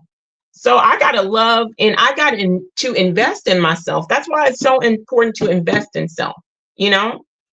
Retirement sometimes can lead to feelings of low productivity or loss of purpose. A lot of people I've known that have retired have been kind of sad at first in their retirement. Number 18, sudden stop to depression treatment. Okay, these next ones I added onto the list. And I want to say, let me see, let's go through this and then we'll go. Then I turned to drugs and just lost everything to the point of losing my nose in a way where I lost my, oh gosh. Beatboxing, level playing. Parents, we got to do better. We got to do better with these children. And then they grow up because we failed them in a way. Much love to you, level playing. Thank you for sharing that. Thank you. It takes a lot. Right there. Okay. If I get to snow winter, it will be a blessing. 10 days sun premiere. Cannot imagine this realm when all this beautiful, authentic energy felt here is gone. We are a balancing force, okay? I feel that way, Lisa. I'm winning with a flat tire when it comes to the musical power. man. Okay, guys, I'm trying to catch up on the comments.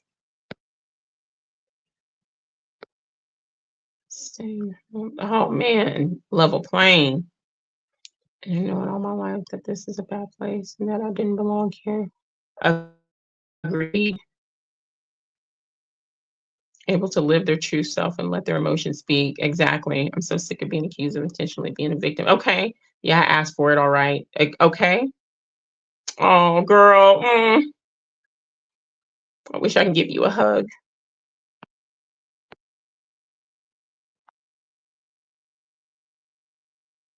Wow. I'm alone all the time. It's getting boring, but I'm okay with that way.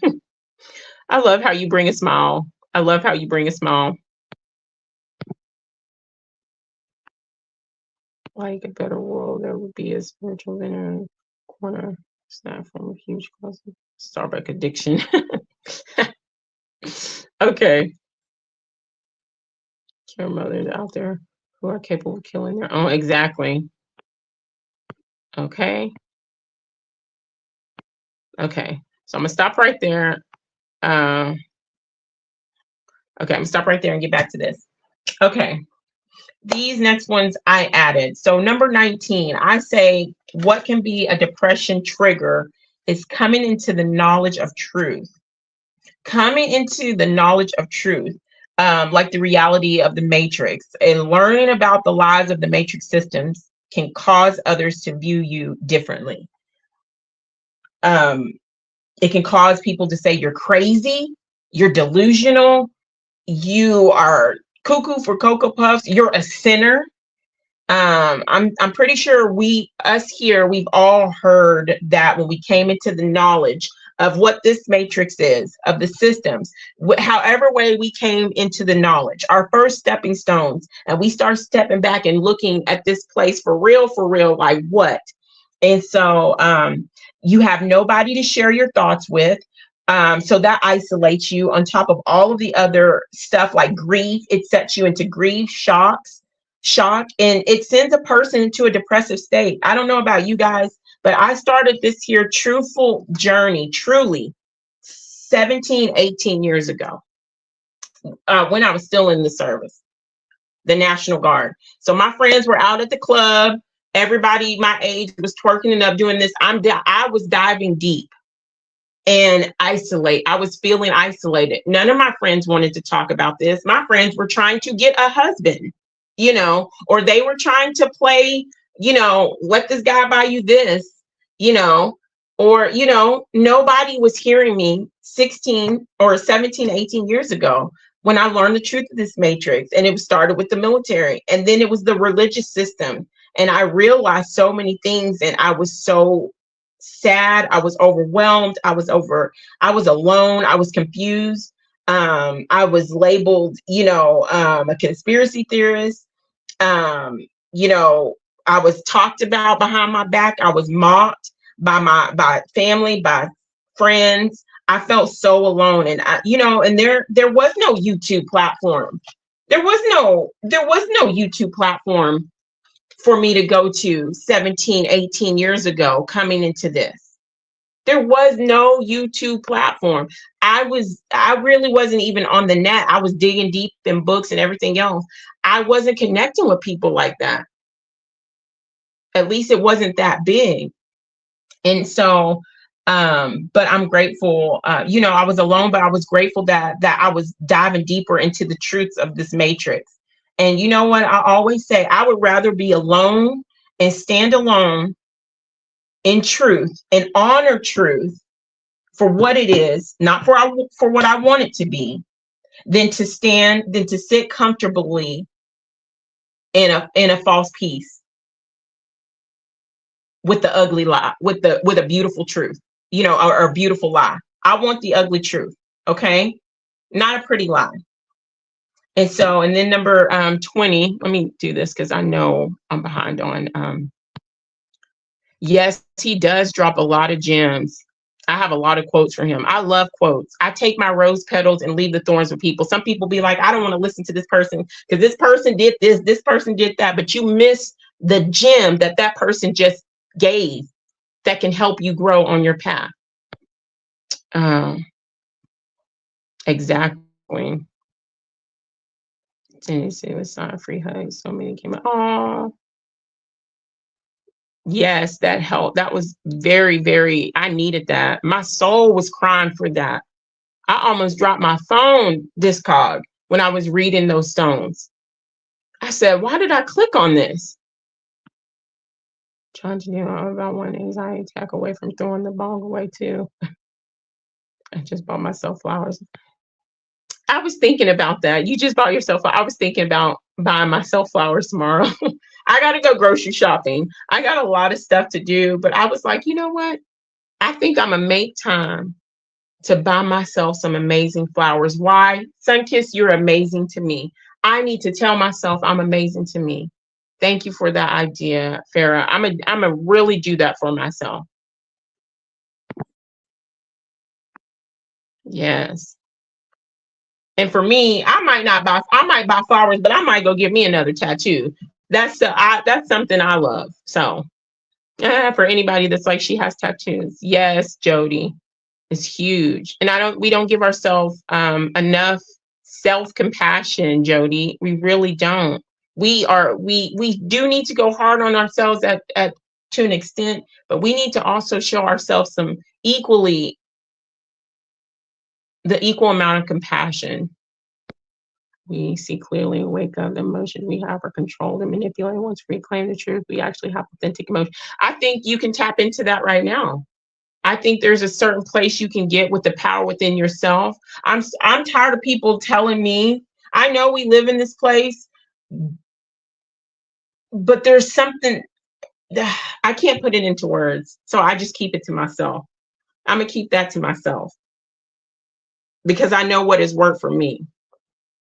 No fucking body is gonna tell me I'm powerless. Nobody is going to tell me. You just have to know. I can't put it into words, express it. You just have to know. So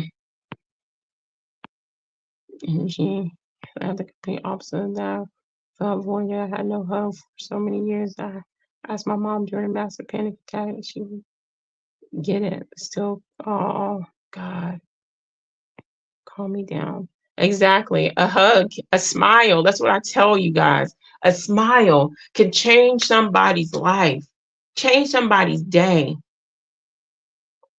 And I'm not saying that you have to go out and do that. I know I've done that. And I know somebody's smile has helped me.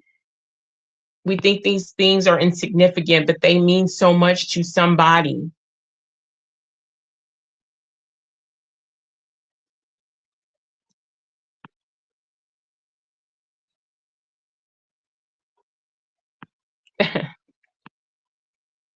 I like that. Thank you. Oh, my heart. Love hugging. I know I'm a hugger. I'm such a hugger. But oh well. Shout out to the moms. Oh, thank you, Ian. The freakers that make people depressed. There's so much weaponry against us. People crazy. We have to put an end to it or get the fuck out. Okay. Like and leave a comment. It really helps get more exposed. Oh, thank you, Greg. To go another 20 years. They need another one. It seems that way already. And you know, a lot of people, I'm about to cry right now. A lot of people just want to be seen. A lot of people want to know that they matter. In this crazy realm that we live in, a lot of people want to know that they matter to somebody because the world throws us away. And most of us here, our family has thrown us away. Or you've had to walk away from family or toxic situations. I'm glad we're able to come here. I've been done showing the hope it's a 30-second hug. Exactly. Exactly, Lisa. Telling somebody they matter and you telling somebody you appreciate them does something for somebody. Okay? Telling somebody you appreciate them And I know y'all have heard me say this more times than y'all probably care to hear, but it is important to tell people in your life, or people, maybe you just have the people here on the platforms. If they said something to you, if they moved you, if they made you feel loved or acknowledged you, this is how I feel, then appreciate that person. Tell them you did this for me and I appreciate you. And I express this all the time. We think we have, and I'm just going to go here. We think we have a certain amount of time, even while we're in this place, to do things, to change, to make a difference, to tell somebody you care. I'm telling you the truth. I'm so glad the last thing I got to tell my sister was I love you the night before. My dad spoke to my sister 30 minutes before his baby died, but he got to say I love you. You don't know if the last time you talk or the last time you see somebody is the last time you see somebody that you love and care about in this realm. And you go live with regret and I wish I would have, could have. I'm saying that from experience, and I feel I need to express that. Okay. Let's see, moms. Here, until reclaiming oneself. Big her boss, 22 shenanigans. People will run from a hug. Yeah. Yes. Well, I don't know. I don't know. Texas didn't, and I'm not saying that it's not different places in Texas, but where I was, I'm amazed. Like when I hear the stories about other people, when all that madness happened in 2020 and people were doing this, people were doing that. I did not honestly see most of that. The only thing that happened was for a month or two, the big grocery store at the city that has like a population of over 100,000, we had to wait outside for 30 minutes and people was wearing masks. Then all of a sudden it was like, people were like, F this. And so I didn't see any of that. We were still walking around, shaking hands and having conversations in the grocery store. So I didn't see all that, but I read about it and I saw videos and it just astonished me. And one time, one man did come up to me at HEB, this store here, when it first happened, was like, oh, you don't have a mask on because I didn't wear one. And I told him he better get the F out my face. That's the only time. I have things I'm not allowed to do, so I'm really free. Oh, the love, yes, because we'll have problems. That gives the high school students a hug. Oh, she gives me one as well. Otherwise, I would not get any. Oh my gosh. And these kids need a hug. Oh, you guys are melting my heart. I love it. It'll be better without me. Oh my gosh. Jocelyn, I wish I could give you a hug. No child needs to hear that. No child needs to hear that. Nobody. Making butterflies, I love you.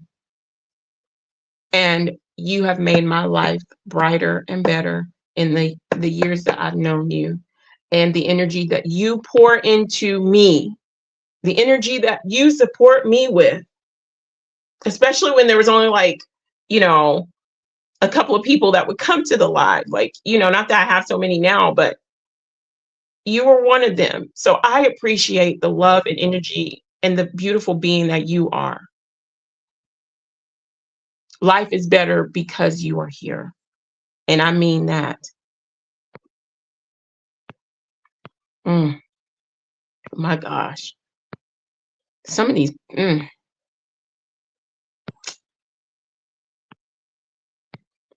Girl, you got to go grocery shop. Oh my gosh, it's going to be a nightmare. It's going to be, oh gosh, but at least I won't have my kiddos with me and I can handle the nightmare by myself. It's worse when I have to take all my kids grocery shopping. Oh my God. That's the pits. To love myself and focus on life. Trying to wake people up my whole life, baffle me how people can't see. Okay. So now we're going to talk about number 20.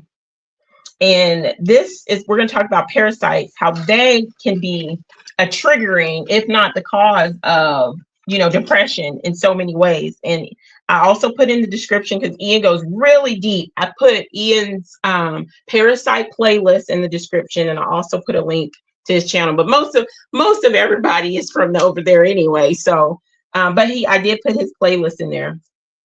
And so, parasites, studies have shown that parasites infections are linked to depression. And according to haydeninstitute.com, this is where I got the article from, and that's also in the description, called "The Link Between Your Mental Health Issues and Parasites," says that the CDC recognizes that 80% of people possibly have some kind of parasitic infection. Y'all know how we talked. I feel like it's way more than that, but it's astonishing, that the CDC will even admit 80%, which means it's totally more, in my opinion. Some parasites can send neurotoxins to the brain, causing issues like anxiety and depression.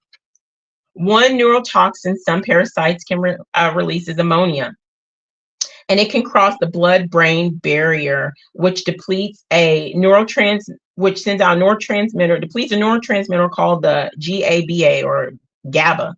GABA reduces neuroexcitability, which helps to keep you calm. When GABA or GABA is depleted, it can cause your mind to race, restlessness. It can cause fears, irritability, and this can directly affect your sleep, which we talked about being a symptom of depression, and it can decrease your ability to focus and concentrate, manifesting as anxiety. Studies have shown that certain parasites, such as Toxoplasmosis gondii, can have an impact on the host's behavior by affecting their neurotransmitters, such as dopamines and your serotonin. These two neurotransmitters play a key role in regulating mood and motivation. Decreasing your brain's dopamine and serotonin levels can cause symptoms of depression and other mental issues. Other parasites have been linked to anxiety by affecting the gut microbiome. Tapeworms, for example, can cause a range of symptoms, including abnormal pain, constipation, not having that regular poopadoops, and malnutrition. The gut has a direct effect on the brain through the gut-brain axis, which is a direct communication between the enteric nervous system and central nervous system. With an unstable environment in the gut, this can lead to miscommunication to the brain, causing anxiety and other mental health problems. And that article is in the description box. Okay, before we get to number 21, let's go. Let's go to the comments again. Oh, wow, we've been here almost 2 hours. Oh, man. Exactly. We do have to be careful with our words. And even with our nonverbal, I tell that to my children.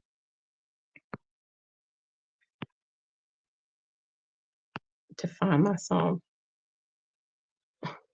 Yes, they do. At the end of the YouTube video, definitely, as I'm always saying, you matter and you are loved. That's beautiful, Jody. We need that. People need that. Yeah, put her channel in, in the chat, please. And Jody, I'm gonna go to you. Are you still active with your channel? I like that. Arrows in my grocery store. You went the opposite way. I know. I got told some stuff a couple of times. Heidi, me and you need to go grocery shopping together, girl.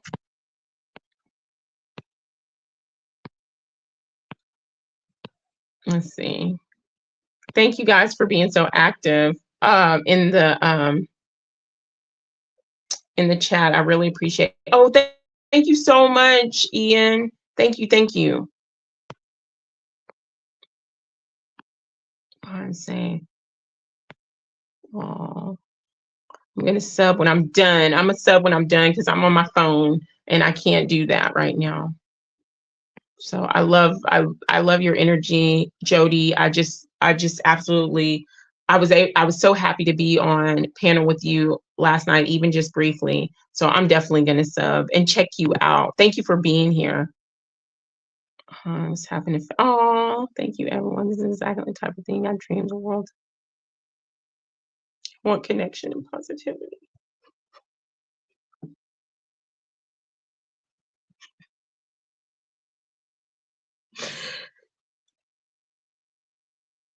And I'm tired of being crazy for wanting that, being called crazy for wanting that to level playing. This is what I want for people. I want us to be able to know the truth, and I want us healing. People shouldn't have to suffer. Love shouldn't be hard. That's how I knew when I was little. My first indication of being like 4 or 5 years old that something was not right about this place was me seeing the lack of love and empathy that these people have, that beings have on this plane. And I always said, I don't belong here because I don't feel right. Why is loving hurting? Why are people, not being honest and like it's just so yeah. Together. I mean, a lot of hugging going around and a lot of tears. Okay, bring your Kleenexes.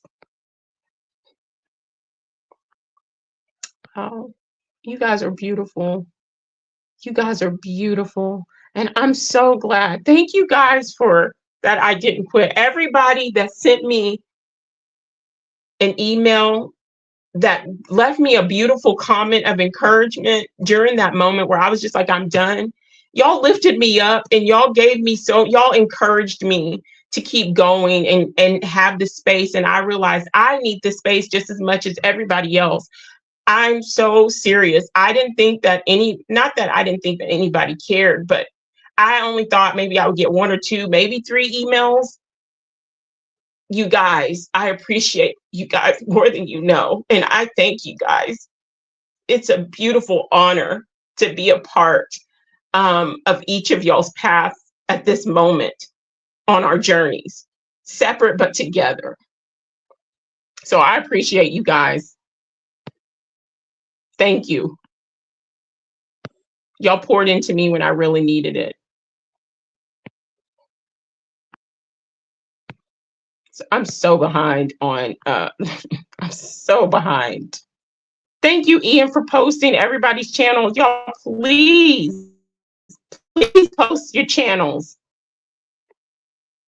Hey, believe, be live. How are you? Beautiful day. Thank you for being here. Much love to you.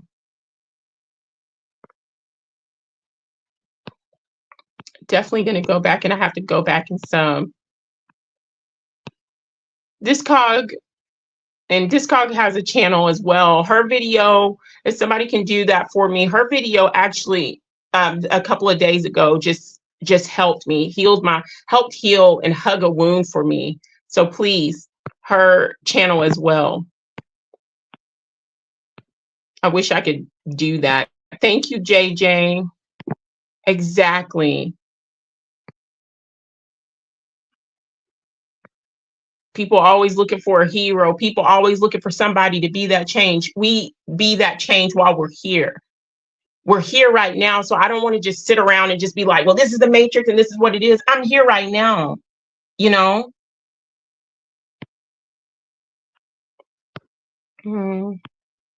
It's so fenced off. Like I would like you open the back and there'd be parks, squirrels, and grass, always with nature, so people, animals can meet and play and talk. Oh, level playing. Love someone. And people like to say, and you wonder why the matrix throw around. I'm not talking about this matrix manipulated, narcissistic, love bombing, fake stuff, but that true energy of love. Why they hate it. Why they want us to disconnect from that. This is just my own opinion. And the first person we love is ourselves. Oh my gosh, you're so beautiful, Jody.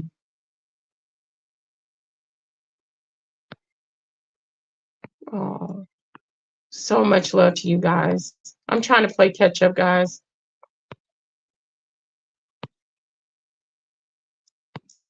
Trying to play catch up. So bad. Thanks, Divine. Thank you so much. That's so beautiful. We won't give up on each other. We won't give up on each other. Take our back. That's right. Flip the script. Take your power back. People, this is powerful. They're powerful because we've given them the power within us. That's how they are powerful. That's how they are fueled. They are fueled by our power.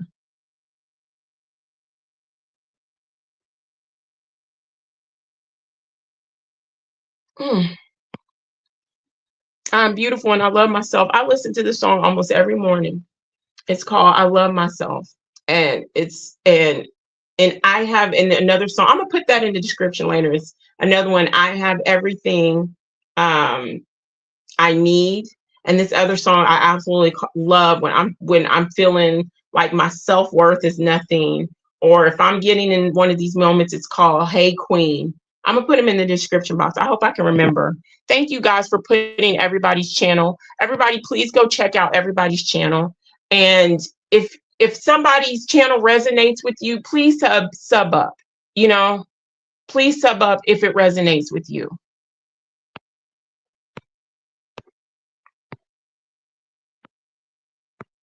Thank you guys so much. Concrete cities and being able to walk around anywhere. Concrete cities. Boom. I know so many channels. Thank you that way. Thank you. Okay. Okay, I'm gonna stop right here. Oh my gosh, I think I'm gonna break my record of, I think my last one was like 2 hours and 8 minutes or something. We're gonna break a record here on this channel tonight. We are. Okay. So, oh wow, I love it. I love it. I love it. I love it. Okay. Where are we? Okay, that is just a short list of depression triggers, and we can't prevent the depression triggers, but you can learn, and we can learn to anticipate the triggers, and we can gain coping strategies to help manage the triggers. Okay, so now we're about to get into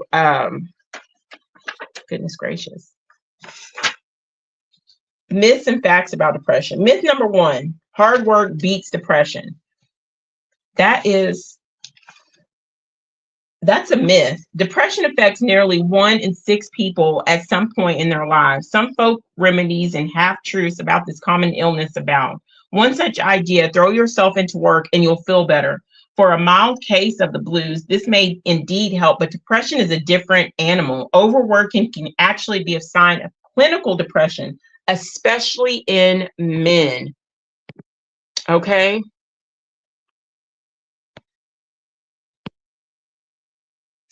Okay. Number two, it's not a real illness. I hate when people talk about depression this way. I hate when people say it's not a real thing. I hate when people say it's not that big of a deal.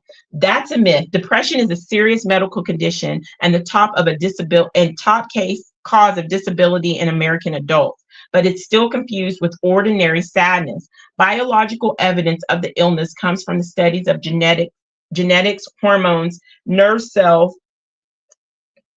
receptors, and brain functioning, nerve circuits in brain areas that regulate mood appear to function abnormally in depression. Men fly under the radar in depression. That's a fact. We already talked about that. I got to get a drink, guys.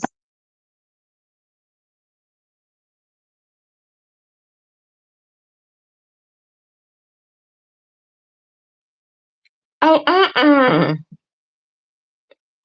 You made a channel but had a lot of perverts. Girl, I know don't let them stop you. I I have dealt and I deal with that. And sometimes even in the, because you leave your email, even in the emails, don't,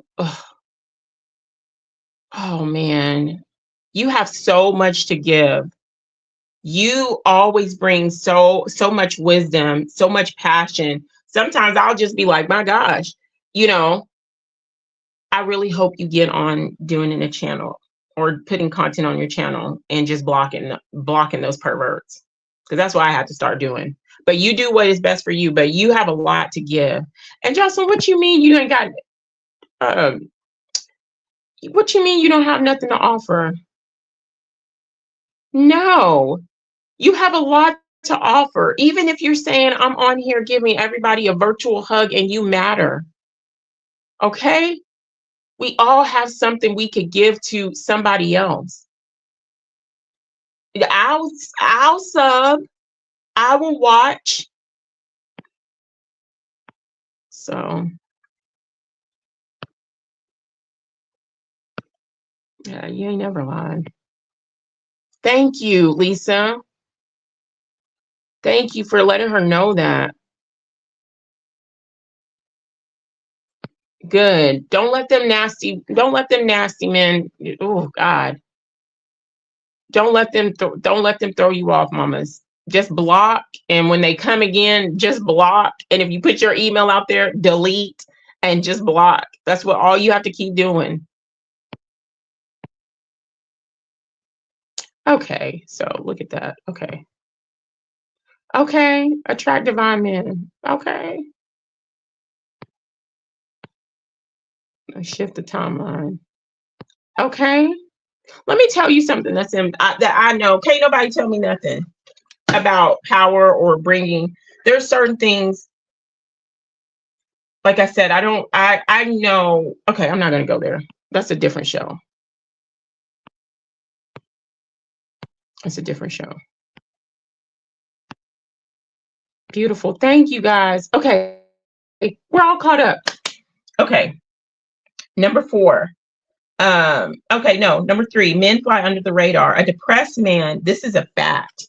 A depressed man, their loved ones and even their doctor may not recognize depression. That's because men are less likely than women. We already talked about this, to talk about their feelings. And some depressed men don't appear sad or down. Instead, men may be irritable, angry, or restless. They may even lash out at others. Some men try to cope with depression through reckless behavior, drinking, and drugs. And we also talked about the reckless behavior and all that stuff, dealing with the parasites too. So, okay. I thought I was caught up. I'm definitely glad you came back. Oh, thank you so much, everyone else here. Thank you guys. I appreciate everybody, the comments, the text messages, and the phone calls. Some of you guys have my numbers, and as soon as y'all saw the video, I got text messages and some phone calls from people, and it was just so unreal. And I didn't think that it would, whoa, I don't know. I'm gonna tell you this. I guess it's hard. It was very hard for me to believe. I know people say in the chat, you matter, thank you, you do this. But when your whole life, everybody tells you you mean so much to them, most everybody, and then they do the exact opposite, or they hurt you, they betray you. I don't trust people's words. Like, I don't want that to sound wrong.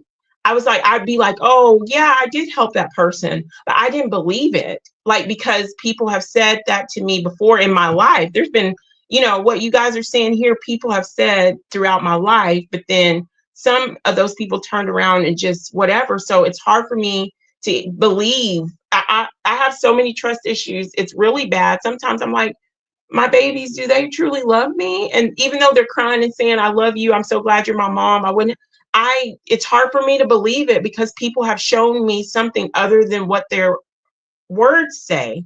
So when I did that and I said I was done, I didn't think that anything, I don't know. I didn't think that people cared, or maybe one or two, I don't know. But then I felt the emotion from everybody. I felt the emotions from the long emails. I felt the emotions from the comments. I felt the emotions from the text and voice text and phone calls. And so I don't know, it woke me up to something, and I'm glad we're here to do this together. I'm glad. Thank you, Level Playing. Thank you.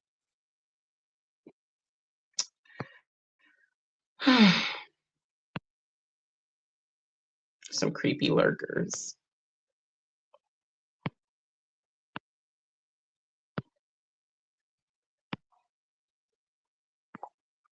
I was like, perverts. Okay. That's why it wasn't worth it.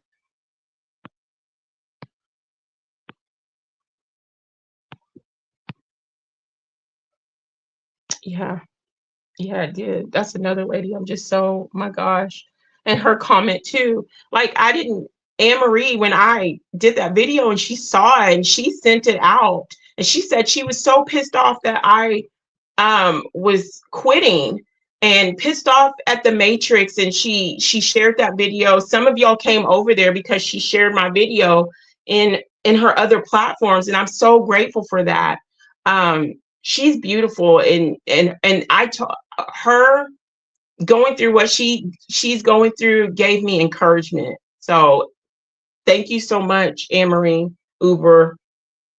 I'm going to email you my frequency, everything. I don't allow mom parasites. Okay. Myth: depression is self-pity.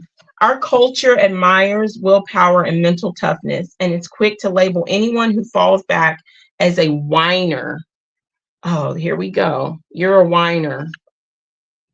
But people who have clinical depression are not lazy or simply feeling sorry for themselves, nor can they will depression to go away. Depression is a medical illness, a health problem. Just as somebody has a heart problem, it's the same.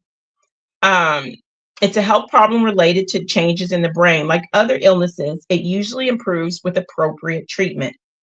Anyone can get depression. That's a fact. That is a fact. Poet or linebacker, shy or outgoing, anyone from any ethnic background can develop depression. The illness is twice as common in women as in men, but it may be that women are more likely to seek help. It's often first noticed in the late teens or 20s, but an episode can develop at any age. Tough personal experiences can sometimes trigger depression in people who are at risk for the illness, or it may develop out of the blue. Fact, it can sneak up on you slowly. Depression can creep up gradually, which makes it harder to identify than a sudden illness.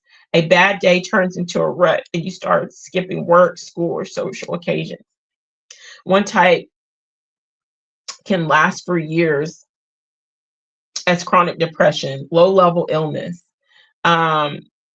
It silently undermines your career and relationships, or depression can become a severe disabling condition. With treatment, many feel substantial relief in 4 to 6 weeks. And that's what I wanted to say. I was at a point about a week or two ago where it was really bad. A bad 2 nights. I wasn't sleeping. I think in 2 nights I had like an hour and a half of sleep. I had cried so much. My eyes were puffy. I don't eat, and I move around a lot. I do a lot. And so it's not really good for me to like not get something in my system.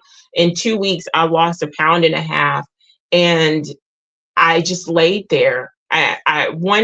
For one day, all I did was lay in the bed. We didn't do homeschool that day. I got up, I fixed breakfast, I washed dishes, I got back in the bed. I got up, I fixed lunch, I got back in the bed. I got up, I fixed dinner, and I got back in the bed.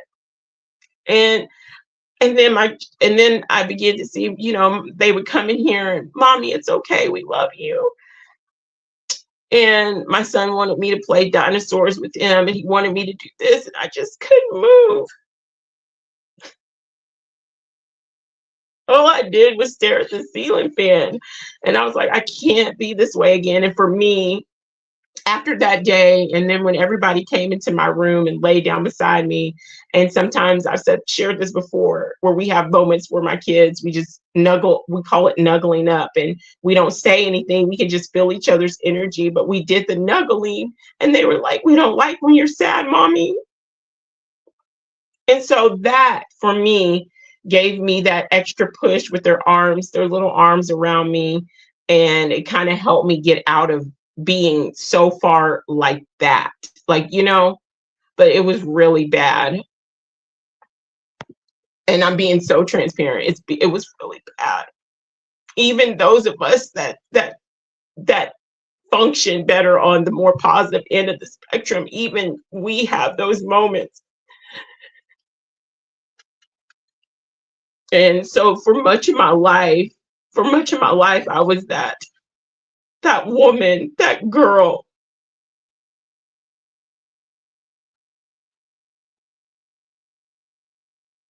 And then you beat yourself up for not being strong.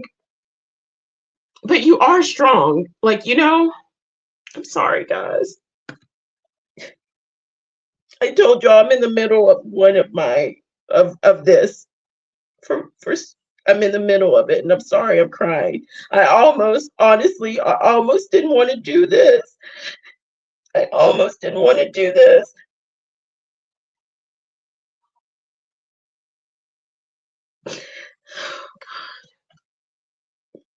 Anyway, oh gosh.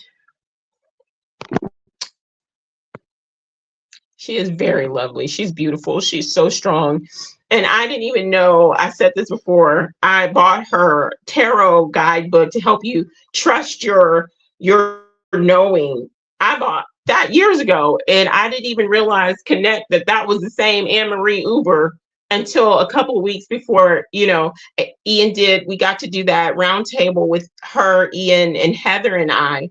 And I was like, that's Anne-Marie Uber. And I ran in there and I told my daughter, I said, look, this Anne-Marie Uber and she helped me become a better tarot reader for myself and trusting myself better, like years ago. And it really, like, she's beautiful. And you're absolutely right, Ian. Anne-Marie needs healing energy sent her way.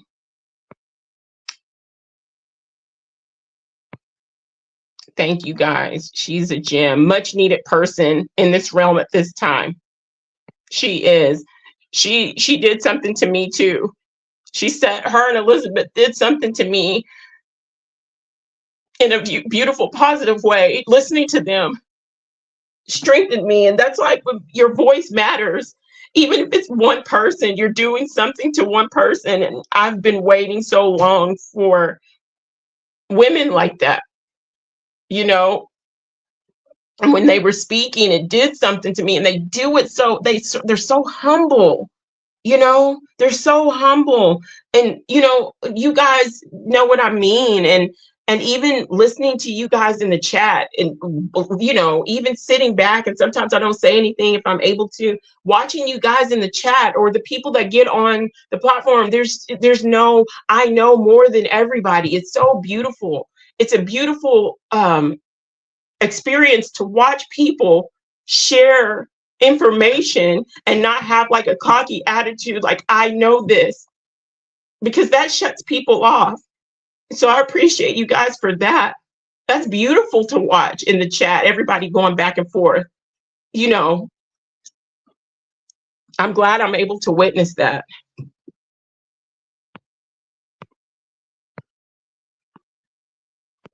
Thank you, guys. No, it's okay. It's okay. Yeah, it is worse to keep it inside. Love you too, girly.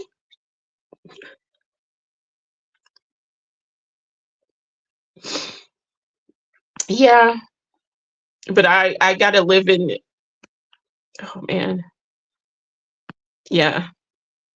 I give up for them. Exactly, Lisa. My kids. That's what I got in this world, my kids. And it's because of them, and just because they're kids don't mean they're not powerful. And I've been called so many things because I have kids. I didn't realize people were that cruel, but yes, my kids. Yes, my kids. So beautiful, so strong, so wise they are. And they don't know the joy that they add to me, you know? Oh, no matter how. Thank you. Thank you. Exactly.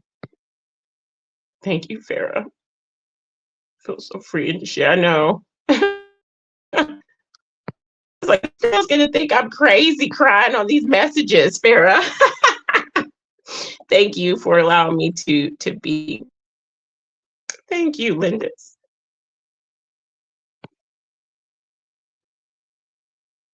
Thank you, Discog. Thank you. And when you're a crier, people tell you your whole life that you need to stop that, or that's a form of weakness. And you learn to like hold back your tears. So that's what I was saying in the other video to you guys, that we've all created a space here where we're healing, and part of the healing process, which we're on a journey, the self-love journey and healing journey is not going to just end. And so we've created this safe space that we can all be like, okay, I feel like shedding a tear, and nobody's going to be like, shut up. So I appreciate all of you guys. Thank you so much, Jody. Thank you that way. Healing tears. Thank you. Oh, much love, Lonnie. Much love. Okay. Oh man. I think most of this is just like I was saying before, the trauma that I've been dealing with, and that's resurfaced, and then missing, like I said, my sister, that thing with the whole December 5th date just did something to me. Anyway, okay. Fact, it can sneak up on you slowly. Depression can creep up gradually, which makes it harder. Okay, wait, no, I already said that. Help means drugs for life. Myth. It says myth. Despite the buzz about Prozac, no. I'm gonna say this. I am not a fan of like pharmaceuticals. Everybody is free to do what they want to do, free to be how they want to be. But I don't like the pharmaceutical company, non-medical advice. So I'm reading from this article. Medication is only one of the tools used to lift depression. Asking for help does not necessarily mean your doctor will advise medication, although meds can often be very helpful for significant forms of depression. Studies suggest, though, that talk therapy works as well as drugs for mild or moderate depression. Even if you do use antidepressants, which it probably won't be for life. Your doctor will help you determine the right time to stop your medications. I don't trust pharmaceuticals, but if you have any questions about that, please talk to your primary care provider. Myth. Depressed people cry a lot. Not always. Some people don't cry or even act terribly sad when they're depressed. I was one of those people for years in that marriage. I was always smiling, not crying about it. Instead, they may appear emotionally blank or numb, and may feel worthless or useless, even without dramatic symptoms. Untreated depression prevents people from living life to its fullest and takes a toll on families. Family history is not destiny. That's fact. If depression appears in your family tree, you're more likely to experience it too. you're more likely to experience it too, but chances are you won't. People with family history can watch for early symptoms of depression and take positive action promptly, whether that means reducing stress, getting more exercise, counseling, or other professional treatment. Myth: depression is part of aging. Most people navigate the challenges of aging without becoming depressed, but when it does occur, it may be overlooked. Older people may hide their sadness. This makes me sad too. Oh, talking about the elder people, or have different vague symptoms. Food just doesn't taste good anymore. Aches and pains worsen, or sleep patterns change. Medical problems can trigger depression in seniors, and depression can slow recovery from a heart attack, like a slow recovery from a heart attack or surgery. I feel for our elders in this country. I do. We're going to go to number 11 in a minute. Let me get on these comments. Much love to you, Lonnie. Thank you for being here. Thank you for allowing us to cry. We're all crying together. You beautiful, every single person, beautiful souls.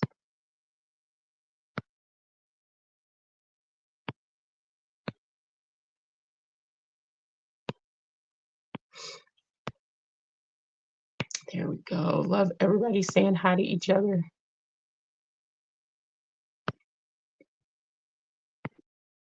Dressing a drop with beautiful, tender, sacred tears. Will. That's right. Yeah, exactly. That's right. I love that, Jocelyn. Okay.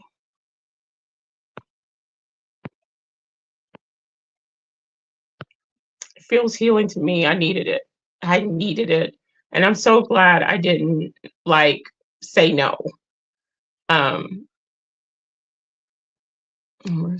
That's right. Oh, Lonnie. Yeah, that's right.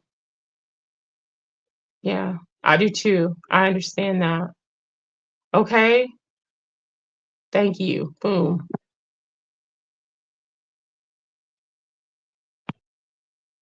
Mm.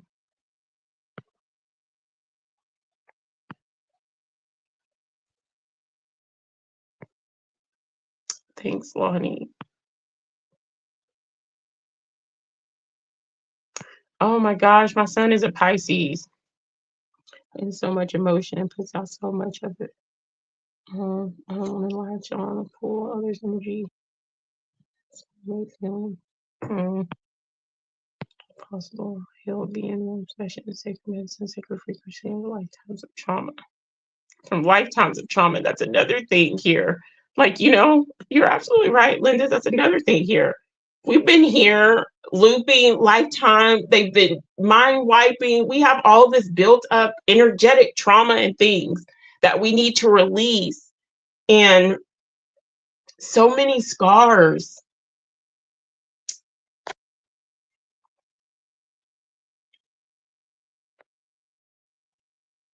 Oh, Lonnie, thank you so much. You're a sweetheart.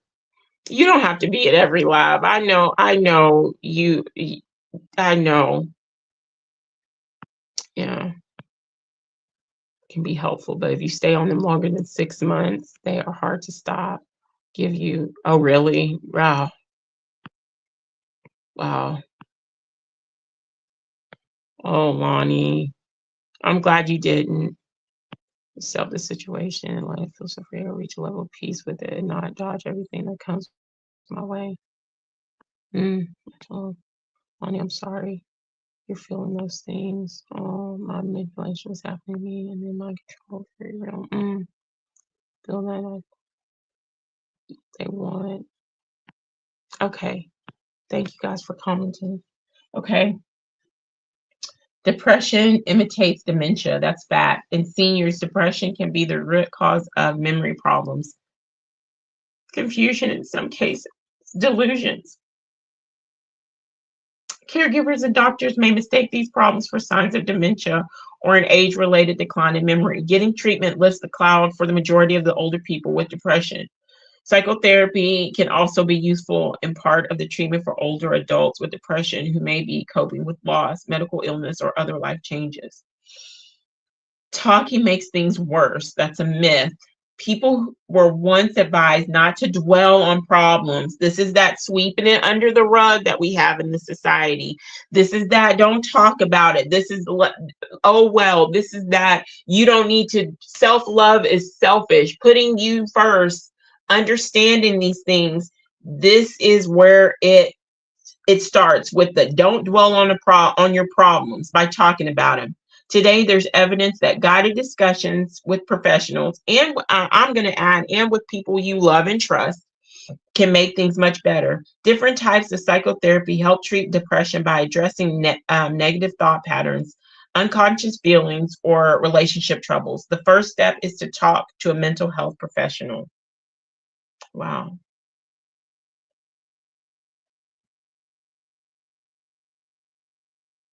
Positive thinking may help. Fact. The old advice to accentuate the positive has advanced into practice that can ease depression. It's called cognitive behavioral therapy, CBT. People learn new ways of thinking and behaving. Distorted negative talk and behavior is identified and replaced with more accurate and balanced ways of thinking about yourself and the world. Used alone or with medication, CBT works for many people. Teens are unhappy by nature. That's a myth. Although many teens are moody, argumentative, and intrigued by the so-called dark side, prolonged sadness or irritability is not normal for teens. When unhappiness lasts more than 2 weeks, it may be a sign of depression, which develops in about 1 in 11 teens.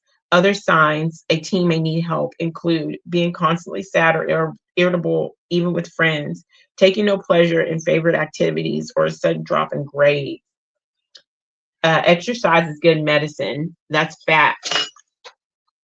Very good studies now show that regular moderate intense exercise can improve symptoms of depression and work as well as some medicines for people with mild to moderate depression. Exercising with a group or good friends adds social support, another mood booster.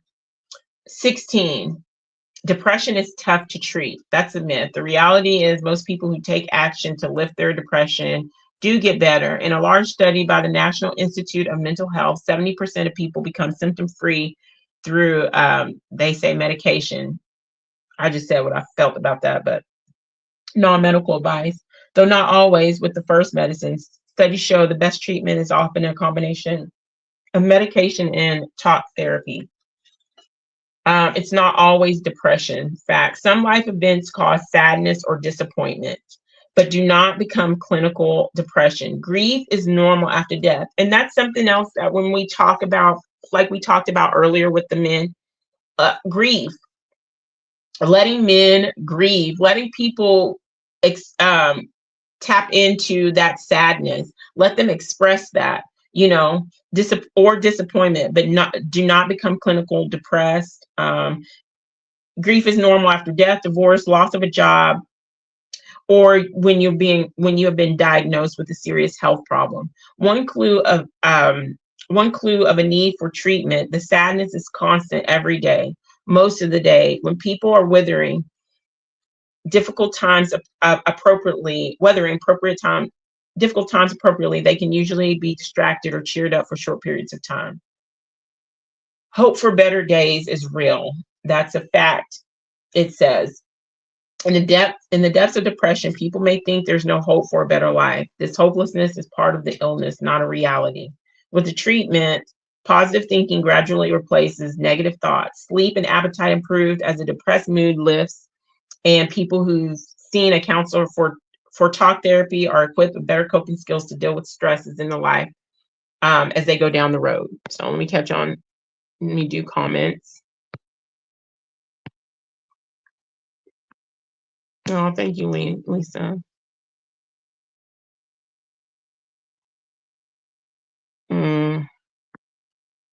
Bless your heart, Lonnie. Yeah, reason we found each other. I agree. Good morning. So happy. So glad you're here. Me too, Lonnie.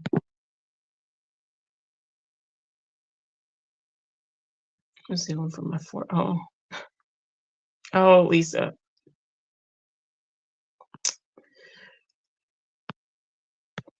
Lisa, sorry, high priority.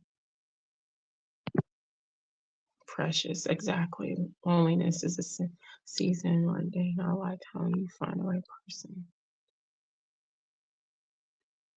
I like mother. Oh, you can get better. Oh, okay, guys. We're almost caught up.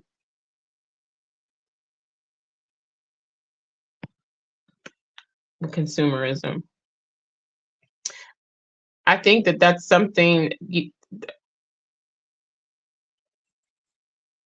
you can't with consumerism. You have to find that peace within you. You're not going to find it out here. You're not going to find it especially with how they push consumerism. It's never enough. You got to have this. It's never enough. You're never making enough. You're never doing enough. You never have enough. So that's really where, and it's part of going within. You have to find that peace within you. Who I thought I was, just want to know who I am. Oh, Lonnie. Okay. Big hugs to you, Lonnie. Okay.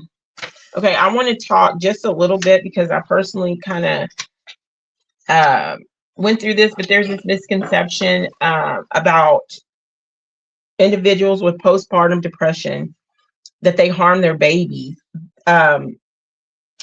Even though PPD, which is postpartum depression, may cause people to harm their babies, some, but not all people with PPD may experience self-deletion ideas, but thoughts of harming others aren't associated with PPD. So we're just going to step into a little bit after pregnancy and during pregnancy. And so common symptoms for postpartum depression is sadness and despair, anxiety, shame, hopelessness, guilt, mood swings, indecisiveness, distracted, inability to focus, chronic fatigue, and change in appetite. And here are 7 myths about postpartum depression. And postpartum depression is far more than experiencing the baby blues after giving birth. It's a serious mental health condition that affects up to 15% of mothers, according to Postpartum Support, PSI. Despite the prevalence of PPD, it's frequently misunderstood, misdiagnosed, or untreated, which can leave parents feeling isolated. You feel ashamed and unsure about seeking help because people are trying to judge you, and judge you by how you're feeling and how you're dealing with the reality that you're in. So here we go. Myth number 1, it's just the baby blues. That's myth number 1. Unlike the baby blues, which last a few days, PPD is more intense, long-lasting, and may require talk therapy or treatment by a healthcare professional. Myth number 2, feeling depressed makes you a bad parent. Oh my gosh. That's another reason why people don't come out and talk about this, the postpartum depression, because they feel like they're a bad mom or feel like they're bad because you're expected to know everything as a new mom. You're supposed to be able to handle everything as your hormones and everything are going crazy and you're dealing with body issues. And if you don't have a supportive partner, and that can be damaging. And if you had a C-section, oh my gosh, all these things are impacting that. So let alone you say I have postpartum depression, there's so much judgment there. There's a stigma there to make you feel like a bad parent. Myth number 2, you'll feel better if you try harder. PPD isn't about willpower. Professional help or such as talk therapy or support groups or medications may be needed to help parents. Myth number 4, PPD, postpartum depression, only affects the mother. That's a myth. PPD doesn't just affect mothers. Fathers can also experience PPD due to hormonal changes and parenting stresses after a baby's arrival. And dads need support too. That's another thing. A lot of the women get support and dad is there. If you have a good man, the dad is there and supporting his spouse and everything, but life is changing for him as well. But he's expected to just jump right in there and be dad and be strong.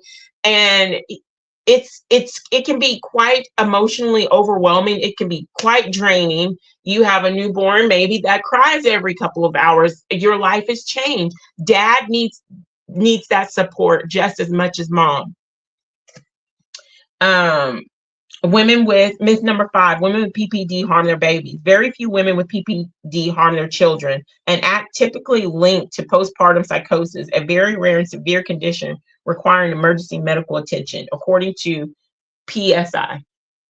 Myth number 6, women with PPD cry all the time. While crying is often part of it, PPD can also show up as irritability, anxiety, sleepiness, or emotional numbness.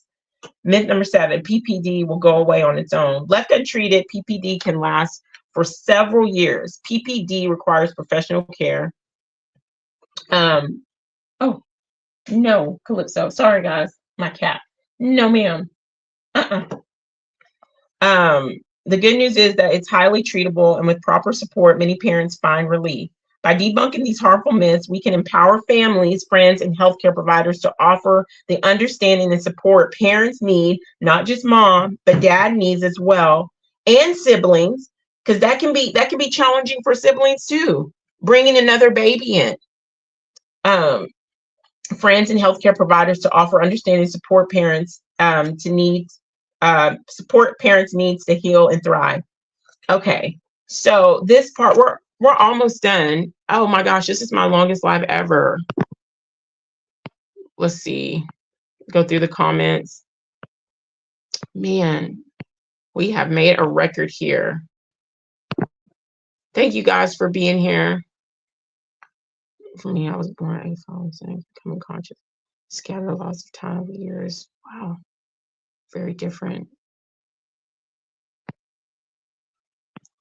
How that way? I'm so glad you're here.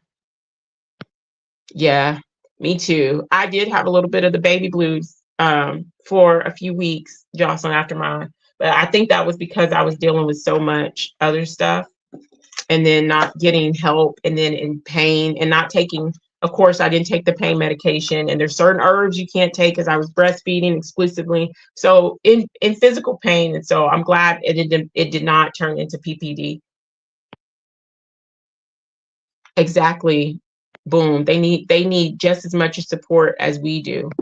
Well, after I'm like, that trauma makes the brain turn off, just project itself.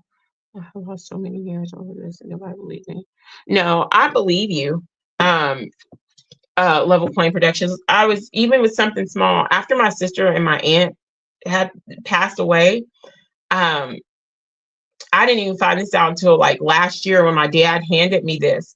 But I was 17. I was in high school. I was a senior in high school. I don't remember most of the second half of my high school senior year. And apparently that spring, I got into my first car accident. It wasn't my fault. Somebody hit me. I don't remember that. I cannot place that at all. And I saw this police report that had my name on it and had all this information. I said, what is this? My dad was like, you got into an accident? I do not remember that. To this day, I don't remember it. Let's see. Okay. Something else like being star seeded, the rest of the and being born could be. The traumas you see only because of the energy of fear and trauma creates, and above all, the best way to fight it, learning signaling the best way that you can. Okay, we're gonna talk. We're actually kind of almost finished. Almost kind of. Oh my gosh.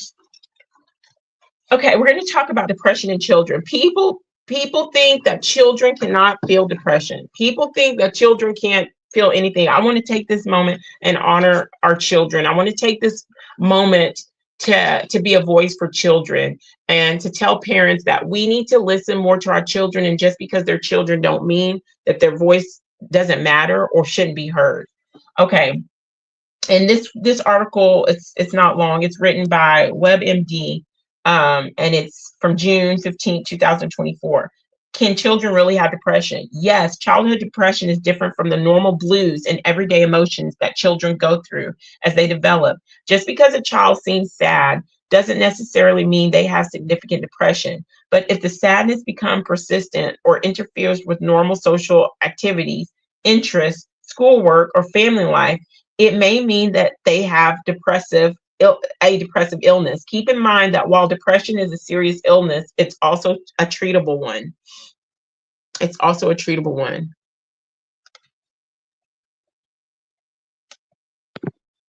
Oh, it's okay. Pain breaks like this. Sorry, when I hang the whole time. So much love to you. Thank you so much for spending over 2 hours, almost 3 hours here. You mean so much. I love you, and we will be in touch. And you have a beautiful rest of your evening. Okay. Yeah, that's right. Thank you, Heather. Thank you. Thank you. Okay. Thank you, guys. This is so important to me, and I'm tired of people pushing children to the side like they don't matter. How can I tell if my child is depressed? Or maybe you have a child in your life, not necessarily your child, maybe you have a niece, nephew, whatever. These are ways that you can tell if your child or a child in your life is depressed. The symptoms of depression in children vary. The condition is often undiagnosed and untreated because symptoms are passed off as normal emotional and psychological changes. Early medical studies focused on mass depression, where a child's depressed mood was evidenced by acting out or angry behavior. While this does happen, particularly in young children, many children display sadness or low mood similar to adults who are depressed.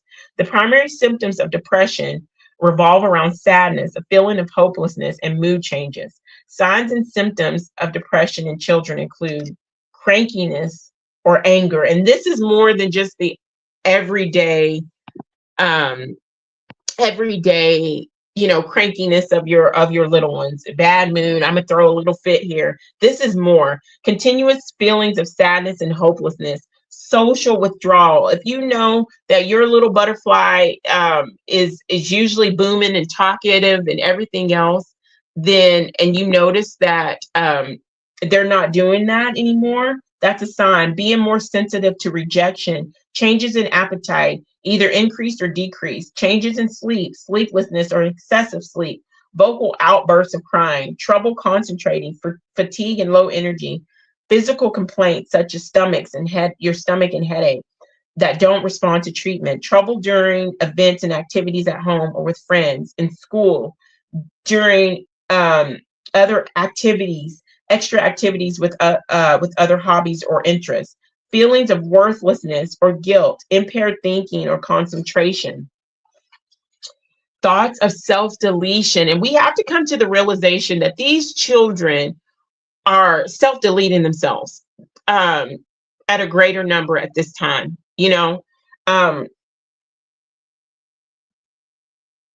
have to take that into consideration. Not all children that have these symptoms are depressed, but most will show different symptoms at different times and in different settings. Although some children may continue to do reasonably well in structured environments, most kids with significant depression will have a noticeable change in social activities, loss of interest in school, poor academic performance, or a change in appearance. Children may also begin using drugs or alcohol, especially if they are over the age of 12. Or I want to even say become promiscuous, become active in the grown-up way. Although relatively rare in youth under 12, young children do attempt to self-delete and may do so impulsively when they are upset or angry.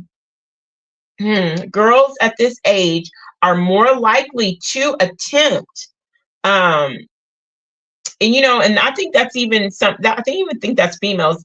Females in general are more likely to attempt self-deletion, but boys and men are likely to actually self-delete themselves when they make an attempt. That's another thing that we have to think about when it comes to these boys and when it comes to men. When they say most of the time, when they say they're going to do it, they do it because of all the built up emotions, the suppression.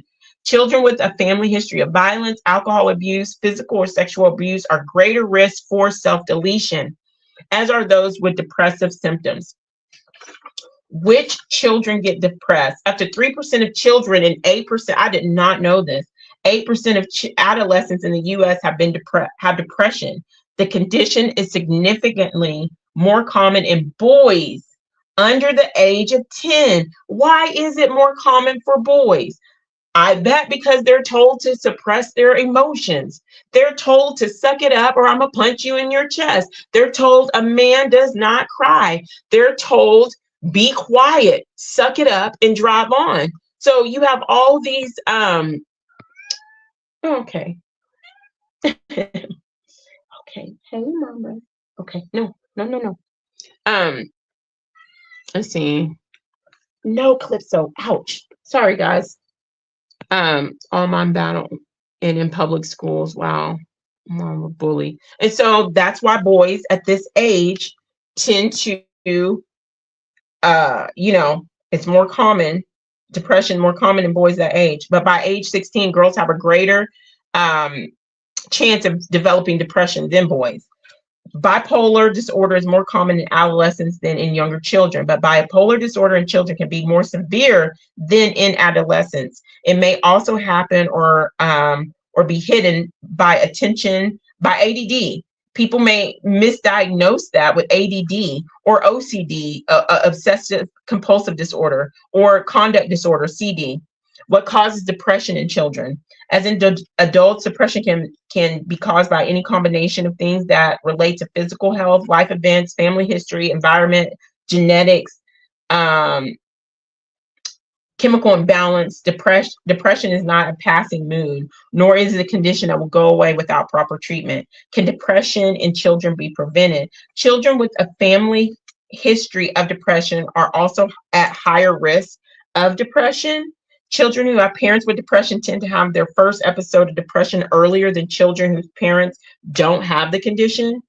Children from chaotic or conflicted families or children and teens who abuse substances like alcohol and drugs are also at greater risk for depression. How is depression diagnosed in children? Same kind of thing. These things lasting for more than 2 weeks. You need to, go take the proper steps, consult your pediatrician for your children, and work from there.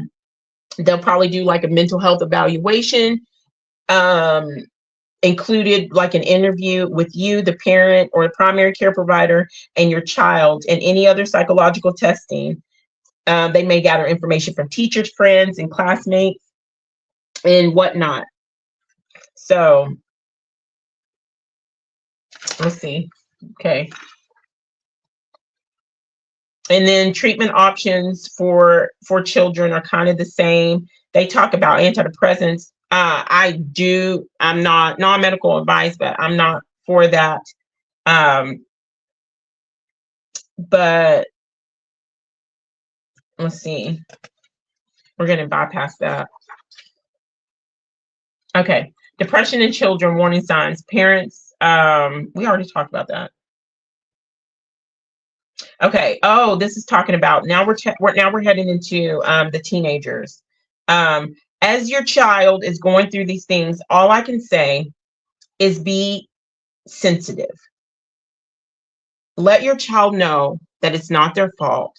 Let your child know that you have their back. You may, even if you don't understand it, you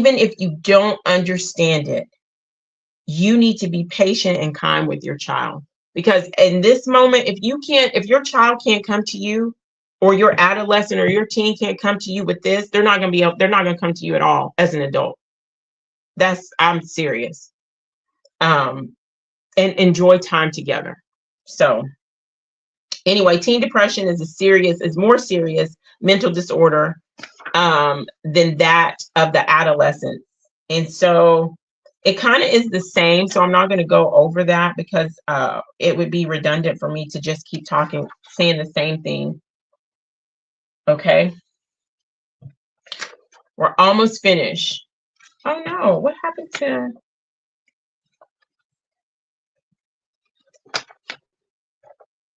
Okay, now this is the last part before we go into quotes. This is the last part. Now, this is how depression, if your loved one is depressed, if your spouse, your husband, your wife, your boyfriend, your girlfriend, your significant other, whatever you want to call it, is depressed. And then we're going to talk about living with a depressed spouse, coming from the depressed person's point of view, and what depression is like having friendships. And then we'll go through the quotes. And y'all know once we get to the quotes, we are almost done. We have been here almost 3 hours. Thank you guys for your time and attention. I really appreciate it. I really appreciate it. That's right. Keep them strong, knowing their worth. Okay, this article is called 15 Quotes About Depression, How Depression Can Affect Your Relationships by the Depression Project at the depressionproject.org. Stigma. Let's see. This is like, they have like this message board, and these are actual thoughts and feelings of people who are depressed, and how they feel like their depression is impacting their loved one. So many people believe that depression is just a buzzword and that you're faking, over exaggerating. This doesn't encourage you to want to initiate conversations about mental health, and makes you feel alone and isolated from people. When you have severe depression, your thoughts can be very dark and scary. And if you're transparent about them, then the people you talk to often become permanently worried about you. I don't want that. Another person says it causes frustration. Many people don't understand that depression is not about a bad attitude or weak faith or a personality flaw or anything like that. It's an illness. Depression makes you feel so exhausted, and sometimes it takes so much energy just to talk on the phone. This person says that I don't call anybody. The distance between us just deepens. So there's a distance. My loved ones don't know that I love and I still care about them. Another one says, I push people away and convince myself that the people in my life that love me, they're sick of my BS and they're better off without me. That's really sad. When it's depressive season, I find it difficult to engage in relationships anymore than what it is, except for when it's absolutely necessary. Even when I intentionally plan activities that I know are safe with people who are aware of my struggles, I still find myself particularly unwilling to participate. Depression and anxiety have definitely narrowed my circle of relationships, for better or for worse. I know that I'm not alone, but still have problems connecting with people. Like I said before, depression can isolate you, where you just it's not that you don't want to reach out, but you just don't feel like being bothered. And so when things get bad, when things get bad, I tend to self-isolate and push my partner away. I don't want her to worry, even though I know rationally that she only wants to help. I feel like a burden if I open up, so I keep to myself. It turns into a vicious cycle of constantly trying to make sure I'm not ruining our relationship, but still trying to protect myself. Another person says, I feel like my partners always get tired of dealing with my anxiety and depression. I have so many triggers that it makes life hard for them. I don't know what to do anymore. The pills I take make me numb and zombie-like, and I feel like I'm in a shell. I can't regulate my emotions, and I can't control myself. Oh my gosh. Another person put, this is important to hear. I feel like this is important to hear. Lots of people who've never experienced depression don't understand how deeply it affects you. Depression is not just simply being in a bad mood or having a bad day. It's using every fiber of your being just to get through the day sometimes. And at the end of it, feeling emotionally and mentally exhausted from fighting a constant internal battle. Sometimes just getting yourself up in the morning is a huge victory. It's all the things most people do without thinking twice because it's second nature to them. But us folks with depression have to literally push ourselves through it. These things can be mentally and emotionally taxing on our partners who try to be as supportive as they can. But sometimes even for them, it's too much. And oftentimes they can't help but feel like something is wrong with them when really it has nothing to do with them. When I'm in a depressive episode, I can't be the partner that I want to be. The numbness sucks all the joy out of anything you would do together. Other times I'm irritable and I snap. I snap at her when she doesn't deserve it.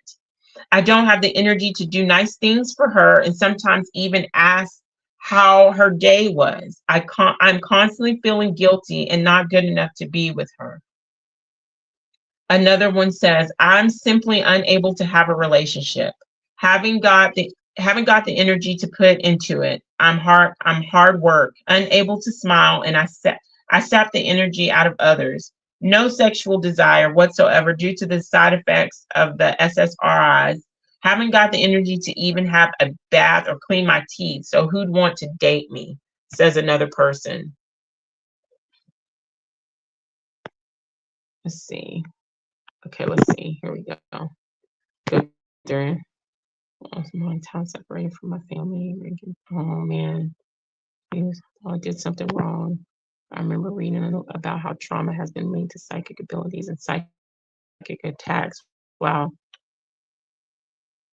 I think you're an amazing woman. You make me. Oh, your children have a loving, caring mother. It's the word. Oh, thank you, Lonnie. Thank you, Discog. Thank you. And I might be working traumatized. Oh, yes, as kids, you know. Yes, he does, making butterflies. Let's see. Another one writes, depression makes me feel like such a burden to my partner. They could be out and having fun, but instead they're home with miserable me trying to do their best to make me feel better. I really feel sorry for everybody that has written in here. Depression can drive a wedge between you. Even if they're supportive and want to help, often they don't know what to do. Often there's nothing they can do, which make them feel helpless and frustrated. Other times what they do or say can unintentionally make you feel even worse. It's really difficult to navigate, and I'm still learning how to do it. This one is from a lady. My partner's burned out. It can be tiring having to support someone with depression. It's better during my good days, but lately I've been going through a really rough patch, and it's taken its toll on him. Another one, in my experience, when you withdraw because of depression, people take it personally. And we got to remember, when you're dealing with people, loved ones, that this isn't serious illness, and not to take it personally. It's not a personal attack, you know, and think it's because of them. They think it's because you don't care about them or want to see them or otherwise, because you're just too lazy to leave the house. But it's none of those things. When I'm really depressed, it's hard to see people. It takes all my energy just to get out of bed. So social events are out of the question. Another person says, I can't always show up for my partner in the way I want to. It feels awful canceling plans with them, particularly when they've been looking forward to doing something. It fills you with shame and thoughts that they would be better off without you. Here are some helpful suggestions to navigate depression in your relationship. When it comes to navigating depression in a relationship, perhaps the most important observation we've made at the Depression Project is that the more each person in the relationship understands depression, the easier it will be to tend to and navigate its challenges. Okay. Tips for living with a depressed spouse. So I like that quote. If you have a depressed partner, spouse, in particular, husband, wife, whatever, it is really good for you to study, research, and understand what's happening, understand what they're going through. Uh-oh. Hold on, guys. Sorry. Tips for living with a depressed spouse. Be compassionate. Be compassionate to your spouse, your partner, your significant other. Listen to them. Listen to them to hear them, not to respond. Sometimes people don't need a response. Listen to them to hear them. Lay with them if that's what they want. Give them space. Don't take it personal if they need or desire space. We all need space sometimes.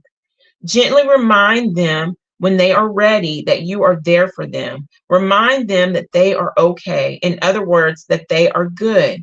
I can't explain that very well. My husband tells me when I'm down and in a very gentle voice, you are okay. It helps me refocus, she says. No matter what, just love them how they need it and never ever tell them to just go just to get happy or that they are attention seeking. You gotta love them. Sometimes it's nice just lying down with them and saying, we don't need to talk. I am here and you are not alone. Let me know what you need when you're ready. This goes a long way to saying, I support you. I know you don't need to be fixed right now. Just love because you are not loving yourself. And I got you. This helps pull people out of dark spaces. Okay. Accept that you can't and are not responsible for fixing them. Have boundaries, but show compassion. Listen to hear, not respond. Encourage them to seek, maybe professional help if that's what they want, but don't push it on them. And be willing to go with them as well if that's what they desire and need from you as a partner, but don't ever push it on them. Remember, as a partner, if you have a lover, a spouse, a partner that you're living with depression, remember to practice self-care as a supporter. You can't care for someone if you don't look after yourself and have some time out. You know what I'm saying? Ensure they are taking their meds constantly. If they are taking medication, encourage them to attend counseling, but don't push it. And try to stay well and remind them of their good days. It's not going to be a bad day every day. And that it's okay. Reassure them it's okay that it's a bad day. Learn all you can about depression. Be patient, understanding, and loving, but remember to also take time out for yourself. Be flexible with schedules. Sometimes your spouse just cannot go out. Don't get mad at them. Treat them like they have the flu. If your spouse has the flu or pneumonia and they have to cancel plans, it's the same thing. Put that in the same category. It's an illness. We got to change plans because my husband, my wife, my lover, my partner is going through an episode, and I see that episode as if he or she had like the flu or pneumonia. Let's see. My husband knows that one thing that often turns a day around for me is a hot shower. He'll prep stuff and music and make sure that I'm undisturbed by children. I feel seen and cared for without him having to say anything. Do little things like that. You know your partner. You know what they like. You know what they don't. If they like strawberries and almond milk, and that brings a smile to their face, don't wait for them to ask you to do it. Just do it. And do it with a kind heart. Do it because you love them. Do it because you want to take care of them. And that's your way of being there for them. Really dig into their love language during that time. And if they need space during that time, respect and honor that. And don't take it personally. Listen to and support them. Don't disregard how they feel and tell them that they are crazy. This woman says, that's what my ex did. He also told me that when he had depression, all his dad had to do was slap him on the back of the head and say, smarten up, and he was fine. Obviously, he didn't have real depression if that's all it took. Exactly. And people, we're all different. We might share a commonality where we may have depression or we may have loved ones that have depression, but it's not the road to recovery or the road to health or healing from a depression episode is not going to be the same for everybody else.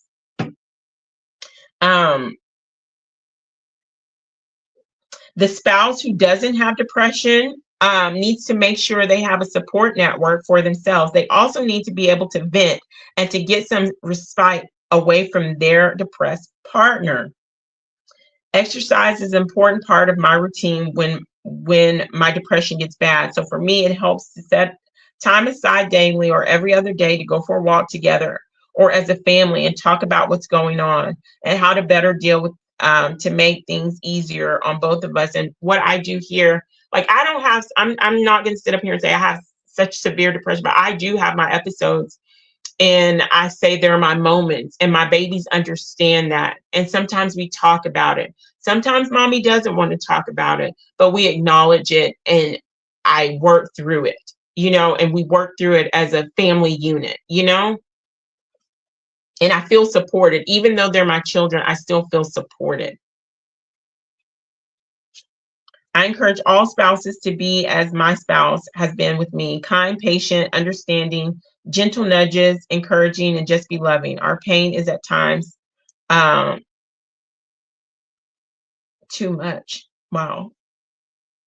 Depression does not lift with comments like just cheer up or stop crying. Support in other ways by helping them to eat properly, to have space and time, clean clothes, and company to just watch TV with for a while. Even if you're just sitting in silence,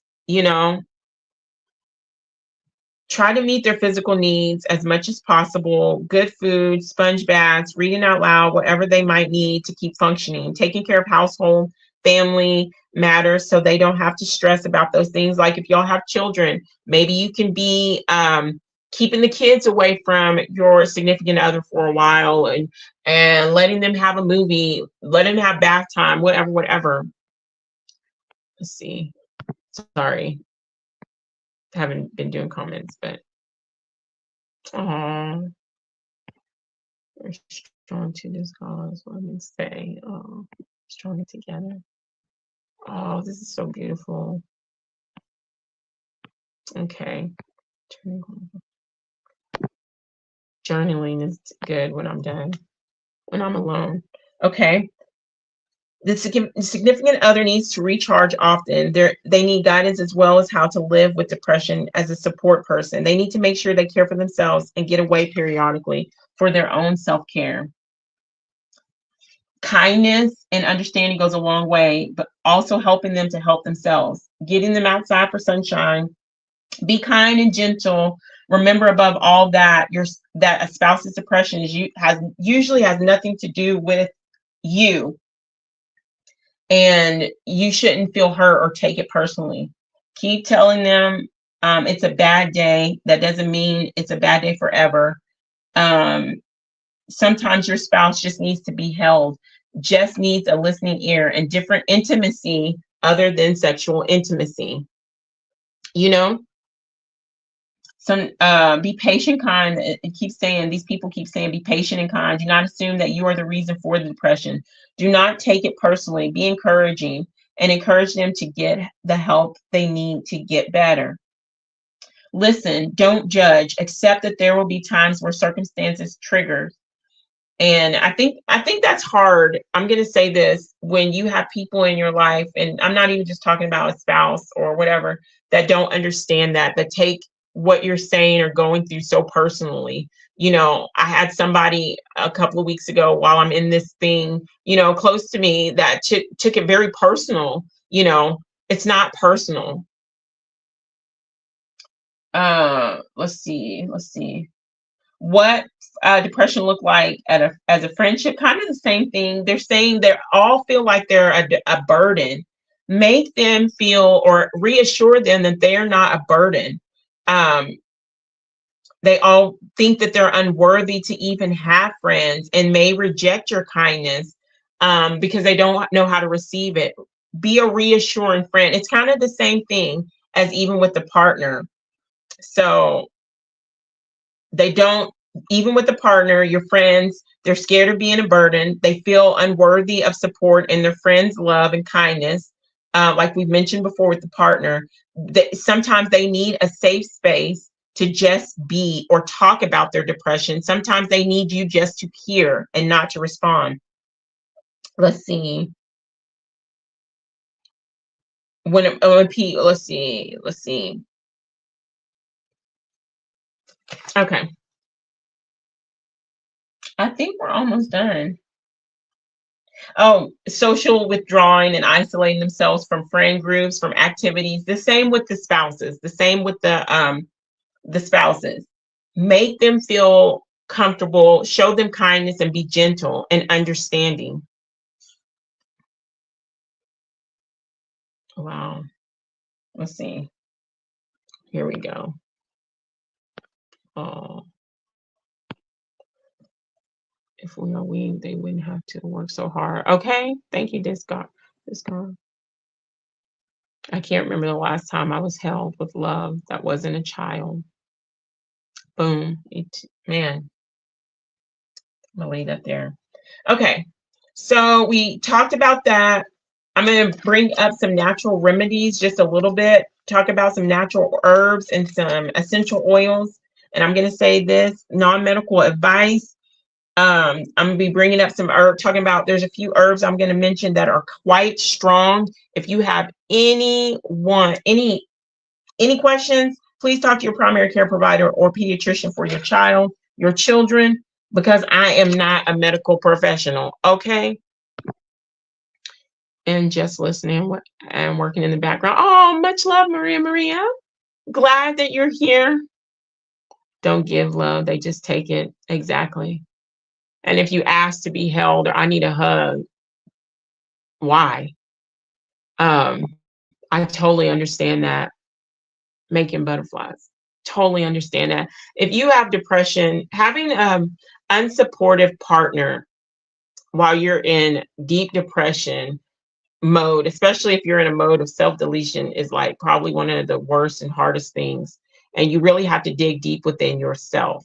It can be done, but it's just having, and I say that from experience from times past, not having a supportive partner, you know. Let's see. Anyway, so I'm actually, or I was drinking my own depression tea blend that I have for myself, which I drink when I'm feeling this way. And it's made of chamomile, lavender, rose, and I also put rosemary in there for clear thinking. And so some herbs for depression are mint, chamomile, lavender, passion flower. I wanted to drink some passion flower, but passion flower makes me sleepy. St. John's wort can help with mild to moderate depression, but may interfere with other medications. So that's why you need to talk to your primary care provider if you question that. Saffron, kava kava, valerian root, which is very strong is strong. It's like a sedative. I make these like homemade pills and stuff if I have trouble sleeping, and valerian root it relaxes you. I say if you use that or drink that as a tea, do very little and make sure you are not going anywhere and make sure you're able to lay down. Lemon balm and hops. That's just a very small little condensed list. Look it up. I encourage people who go through these things, I encourage you guys to look it up. Here's a very small list of essential oils for depression: ginger, lavender, chamomile, cedarwood, frankincense, rose oil, grapefruit oil, jasmine, sandalwood, ylang ylang, clary sage. I absolutely love clary sage essential oil. I love the way it makes me feel.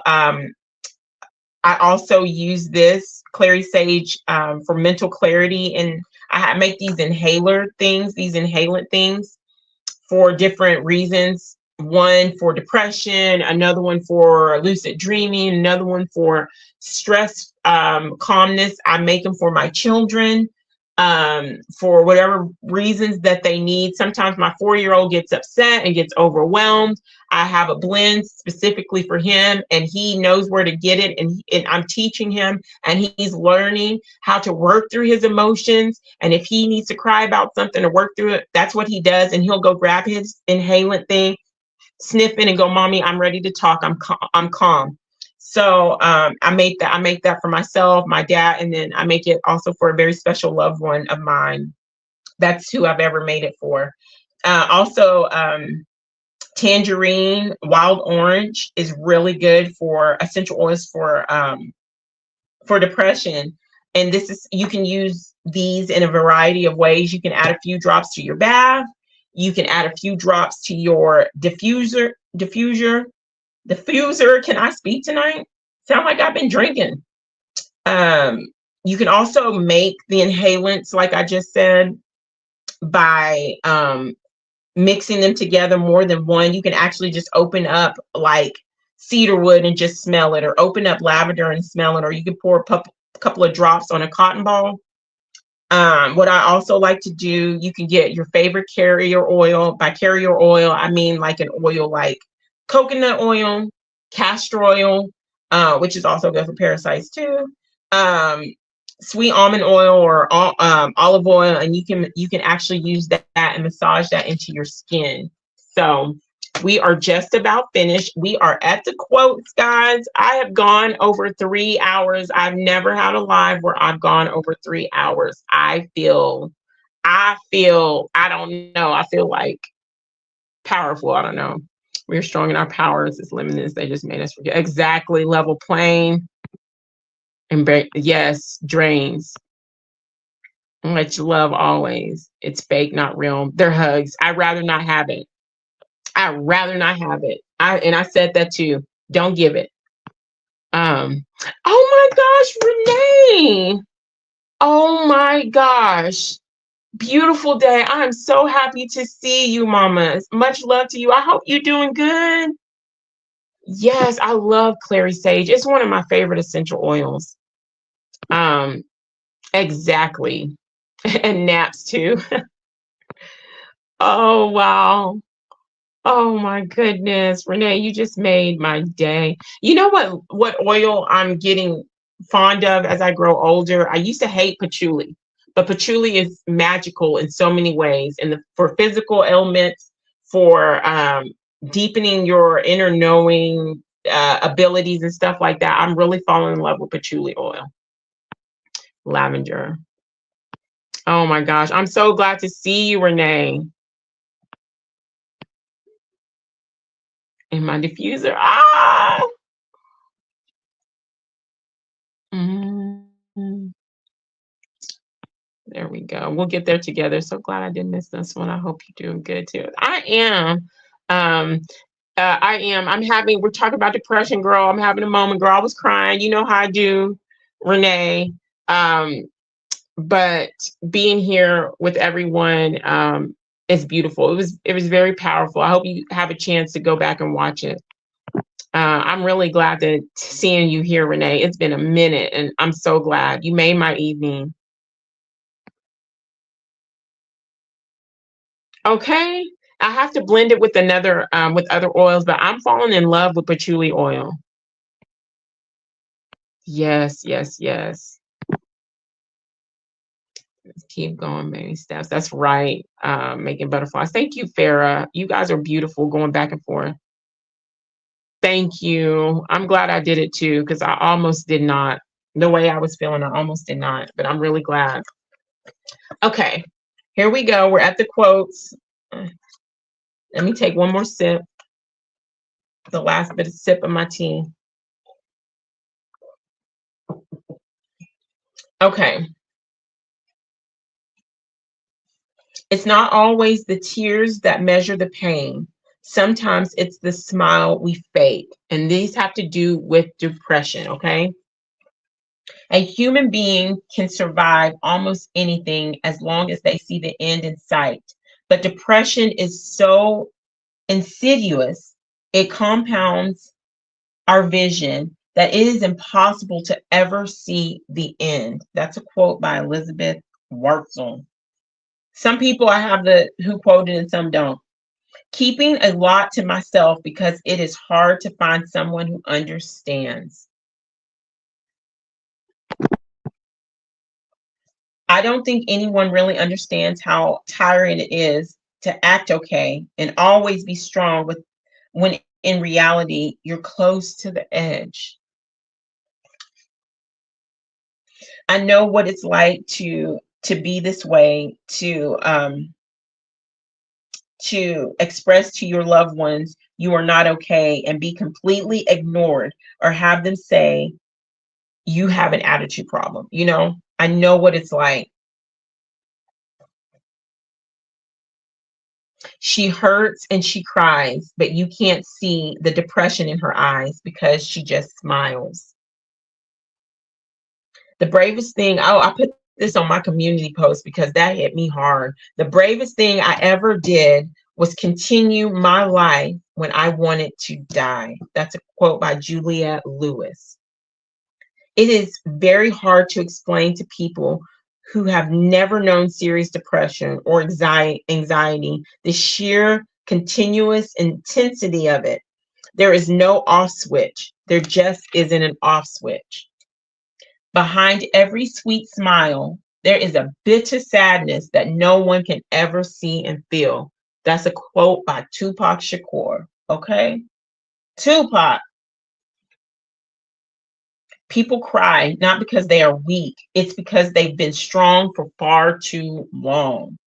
Depression is living in a body that fights to survive with a mind that tries to die. Okay. I'm going to go. I can't remember. Okay, there we go. Ooh, yes. Cedarwood is in my inhalant, Farah. It's in my inhalant mix that I have for depression. Yes, yes, it really is a great staple. That's actually one of my favorite smells that also. I even have some real like cedarwood that I smell. I love cedarwood with no light at the end. I'm trying to find my center. That was perfect on his and so neat. Thank you so much. Oh, almost out of my Texas cedarwood. Only have the, oh wow. Thank you, Sunkiss. No, thank you, Lonnie. Just coming together and putting our heads together for manifestation. We can have mountains, but at the aspect of emotions, energy. That's right.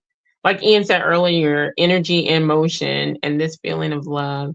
Who knows? But it's, oh, I wish I could hug you, level plane. This God. Much love, Heather.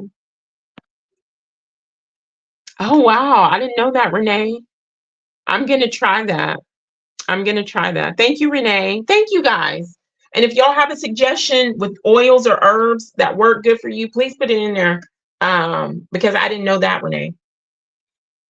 And we're helping each other. So here we go. We're going to end with some positive quotes, empowering quotes. Okay. There's hope, even when your brain tells you there isn't. A quote by John Green. If you rearrange the letters in depression, you'll get I pressed on. Aww. Your current situation is not your final destination. Your current situation is not your final destination. I got to say that for myself right now. Your current situation is not your final destination. My current situation is not my final destination. Sometimes life will kick you around, but sooner or later you realize you're not just a survivor, you're a warrior, and you're stronger than anything life throws your way. Remember that. Boom. Effing boom. You're a warrior. You say you're depressed. All I see is resilience. You are allowed to feel messed up inside and out. It doesn't mean you are defective. And if today all you did was hold yourself together, I'm proud of you, because some days all you can do is hold yourself together.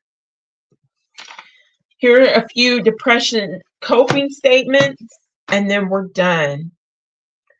Or you can say affirmations, coping affirmations, whatever you want to say.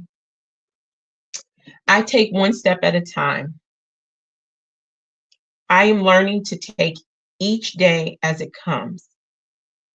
A bad day, a bad week, even a bad month does not equal a bad life. A bad day, a bad week, even a bad month does not equal a bad life. Not all thoughts are true. Depression lies to me. Remember that when you're having those intrusive thoughts, those aren't your thoughts. Even though I may not feel it now, things will get better. I am capable of doing hard things. I am worthy of healing and recovery. My depression does not define me. My depression does not define me. And above all, everybody, we say and come together, we talk about things. You have got to feel within yourself what works best for you. Some people want to isolate during their depression and not be bothered. Some people need to come together. Some people need to take a walk. Some people need to take a bath. Some people love the inhalants. Some people don't want anything to do with essential oils or herbs or crystals or anything like that. You have to go within you and figure out what is a good treatment to help you cope with your depression episodes. And they are depression episodes. They don't define you, okay? And no matter what the world says, they tell you to get over it. They tell you you're lazy. They tell you it's not a real thing. It's a real thing. And if you don't have a safe space around you, there's a safe space here. You are worthy. I value you. I value your time and your attention, and you mean so much to me. And I'm not just saying this. I'm the kind of person, I say what I mean, and I mean what I say. If I don't say it to you, then that means it's not true. So I'm telling you this. Those that are in here now and those that will hear me later. And some people may want to take it, and some people may be like, F you, Sunkiss. You are full of BS and I hate you. I just want you to hate you, to send you bad energy.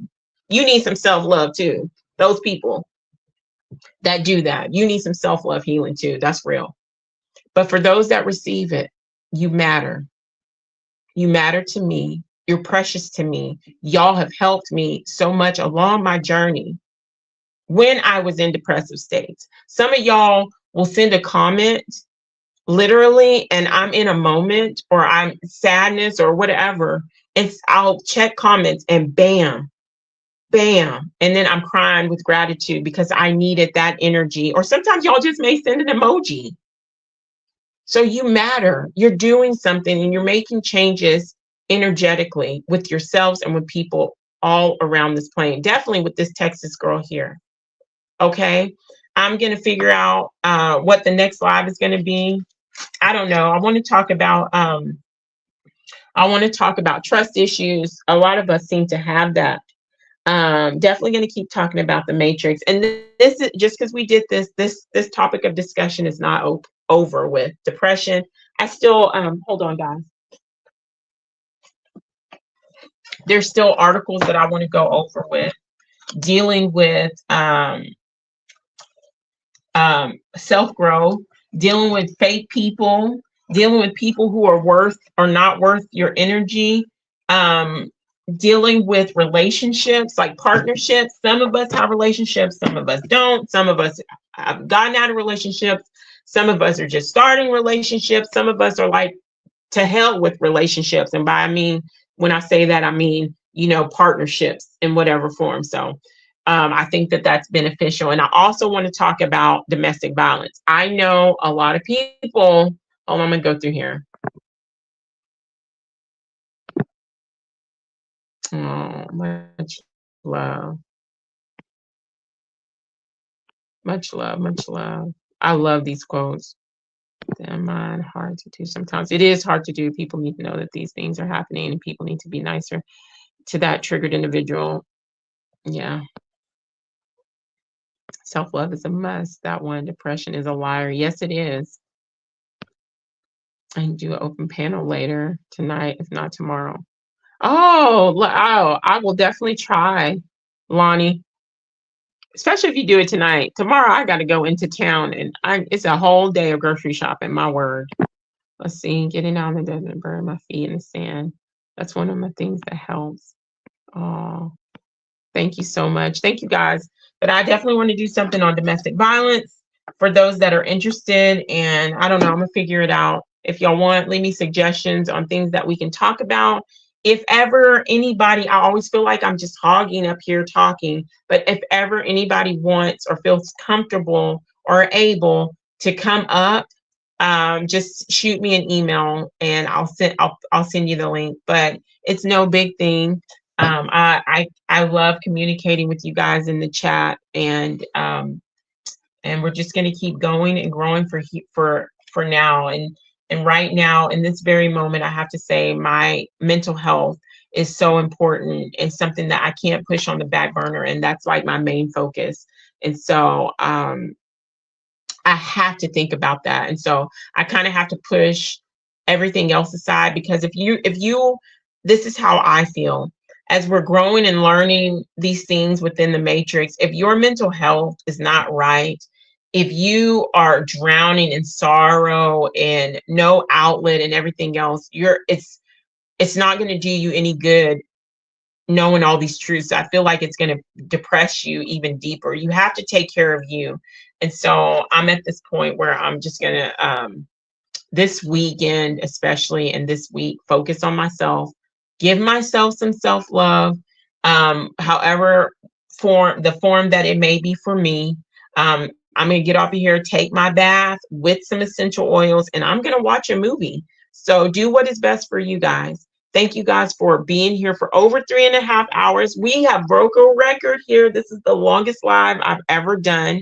And I appreciate everybody that came in, even if it was briefly or you were here for an hour and had to go. I appreciate you. Gosh, my battery's at 15%, so I have to go. Let me go through the last one. Such a beautiful song. Oh, I'm so grateful to have met you too, Farah. That's real talk. It's written on the Great Awakening map that gratitude is the highest vibration in the universe. And we did gratitude and love. Dr. Masaru Emoto's work showed our capability and strength through water and intention. Anyway, I have 2 lives about love and gratitude on the channel. Y'all check it out. Ian was on the second one. It was very deep, beautiful discussion, and we have more power than we give ourselves credit. I'm new here. Oh, thank you, Maria. I'm so glad you're here. Welcome. That way was no comment way. I can go. Are you serious? Are you serious? See, that happened to me that way on another live stream. When I was in Hurricane's live stream, this was about 2 months ago. Children are loved for sure. Thank you so much. That happened to me that way. Thank you, Renee, for being here. That happened to me. And I wasn't banned. I wasn't timed out. I don't know what that was, because I contacted Hurricane. I was like, you live right now, and I can't even comment. You made my Friday better with this. Aw, YouTube. Okay. All right, guys. Thank you, guys. Y'all have a beautiful rest of your night. Much love. Rest. Give yourself some attention, some healing. Have self-compassion for yourself. And remember, me too. I've been having to refresh too. Anyway, remember, like always, everybody, self-love is the best love. So please, please, please make sure you're overflowing in yours. Okay? Remember. Thank you so much, Level Plane. And who said that earlier? Farah, you said you bought yourself flowers. I'm going to buy me some flowers tomorrow, and I'm going to think about you. Okay? Thank you so much for the idea. Have a beautiful night. Much love. Have a beautiful night. Okay. Thank you. And thank you guys for sharing this out. Thank you for sharing this out. JJ, thank you. Much love. Be careful out there. Okay. Yes. I'm going to buy me some flowers. Okay. All right, guys. Much love.